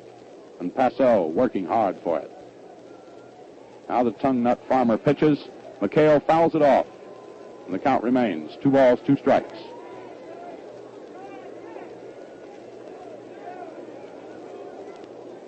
And Passeau, who it was thought might not pitch this year on account of that calcification in his elbow that came from a fracture 15 years ago, is in here in the last half of the 9th in the World Series. McHale swings on one. There's a high foul coming up and back. Back comes the catcher, Mickey Livingston. He's under it. He's got it. The ball game is over. That's all. He fouls out to the catcher. No runs for Detroit in the last half of the 9th inning. And the final score is Chicago 3, Detroit nothing. Chicago 3 runs, 8 hits, no errors. Detroit no runs, 1 hit, and only 2 errors. Stay tuned now for Bill Corum's colorful summary of today's thrilling baseball game. He's on his way from the press section up behind us, fans, and he'll be here in just a few seconds. In making your contribution to the Community War Fund, folks, put your dollars to work 3 ways. First, through USO clubs and camp shows and the United Seamen's Service, your dollars bring recreation and comforts to our servicemen and women, whose morale and well-being must be our concern until every one of them is returned home. Second, through the 19 agencies in the National War Fund, your dollars bring food, clothing, and shelter to millions of war victims in allied countries overseas. Third, your dollars bring health, welfare, recreation, and guidance services to every community here at home. That's what I call getting a lot for your money. So let's all be generous in victory. Give plenty to the Community War Fund. And now here with his eyes sparkling and thrilled by this magnificent game is our old friend, the syndicated sports columnist that everyone knows, Bill Corum. Bill? Only one story, one man in this ball game today, Bill Slater. That was Claude Passeau, the big right-hander from way down yonder in Mississippi, who at 36 years of age came back on this misty, gray day in the World Series of 1945 and did a thing that only one pitcher in 43 World Series had ever done before. That was Big Ed Rulebach back in 1906 against the hitless Wonders in that all-Chicago series when he pitched a one-hitter, but not as good a ball game as this, according to the record. Naturally, I didn't see that one, but Rulebach did give up a run, won his game 7-1, and therefore must have given more than 1 base on balls, which was all Passeau gave here this afternoon. Second best pitcher for the Cub team this year after it was highly doubtful whether he would pitch at all for two reasons, because he'd had an operation on his arm and bone calcium there, and also because he was a tung oil farmer and is down in Mississippi, and that's a very important industry down there. I didn't know what it was until I asked the professor here, Bill Slater, but it's some kind of tree with oil from the roots, I believe, and anyhow, a big industry, and it looked as if he might have to stay on his farm because of defense work, but he came back and scored a great season, had a great season, won 18 ball games, and today made himself a baseball immortal that they'll be talking about as long as these World Series are played, and we hope in America that will be forever, or as long as there is a foreseeable time. The Cubs started moving against Overmire in the fourth, after Stubb had held them to one single up to that point. Peanuts Lowry, who had got that one hit, opened the fourth with a ringing double off the left field screen. Cabaretta moved him to third with a sacrifice bunt, and then Patko drew a base on balls. The large swish Nicholson was walking knee-deep in a field of four-leaf clovers when his little Texas League pop fly dropped among Kramer, Webb, and Greenberg in short left center. Lowry loped home on it. Just the same, it was a run, as big as any run, shot with luck though it was. Patko pulled up at second, and when Livingston flied to short center, Cramer, both runners having to hold, it looked as though Stubby might be going to get by without further damage. But Roy Hughes got to him for a single to right to score Patko. With runners on first and second, however, Passeau failed to improve his own cause when he went down swinging on strikes for the second straight time. Incidentally, Cullenberg, the goat of this series so far, hitless, and though he's been one of the stalwarts of the Tigers, not too strong a field, might have had a first-rate chance to throw Patko out at the plate on Hughes' short single. But for some odd reason, possibly a mental aberration, he didn't even elect to try, carrying the ball almost to the infield after he had made one motion to throw. It was a two-bagger, this one by the hard-swinging Mickey Livingston off the right field screen that started the Little Bears off to their third and final run in the seventh. Hughes sacrificed Mickey to third, and this time Passeau came through with a run-scoring fly to center, Kramer's throw being high and having scant chance anyhow. Hack then doubled past third, and Mayo came up with the first error of the series on Johnson's wrap to put runners on first and second. But Lowry left him stranded when he grounded to Benton, who tossed Peanuts out at first. Now, there was one other error in the game, and those are the only two errors that have been in this entire series, both by the Tigers, one by Mayo and the other Skeeter Webb at short on an attempted steal when he got the runner and then dropped the ball. There have been several pitchers in World Series history who pitched two-hitters. Monty Pearson, I remember, back there against the Reds in 1939. Old Stubblebeard Burley Grimes against the A's for the Cardinals in 1931. Also, I believe, Wade Hoyt, Mordecai Brown, and Big Moose Earnshaw, and I know Mort Cooper last year against the Browns. But there have been no games that I have seen, and this is my 28th series, 27 of which I've covered, seen every play and every inning of 27 series. The other time I had to pay my way in, and I only saw 2 games, didn't have much money. But since I've been getting in on a pass, I've seen every inning of every World Series game for 27 years, and I've never seen a better performance than this 36-year-old veteran, this big, tall, limber right-hander with a variety of stuff. He's no one kind of pitcher, Passeau. A variety pitcher with a fastball when he had to have it on this gray afternoon. A nice breaking curve, up and down, in and out. All the little dinky stuff and slow stuff that had these hard-swinging and normally hard-hitting Tigers hitting them up in the air. A grand performance, the best pitching performance I have ever seen, and I think most of the boys over in the press box, some of whom have seen many more games than I have even, will agree that never before in their time, nobody, I'm sure, goes back to Rollback. In their time, nobody has pitched better ball than Claude Passeau did this afternoon, and all hail to him and all cheer to the winning team, the Cubs. But the Tigers are not through yet, I'm sure, and when we go down to Chicago, we may see them fighting back as they did all through the American League pennant race. Tomorrow we bring you the 4th game of the 1945 World Series from Wrigley Field in Chicago. Make a note that we'll be on the air at 1:15 Eastern Standard Time, the same as today. Until then, folks, smooth sailing, smooth shaving, and good afternoon from your host, the Gillette Safety Razor Company, Al Helper, Bill Slater, and your friend Bill Coral. Remember, look sharp, feel sharp, be sharp. Use Gillette Blue Blades with the sharpest edges ever honed.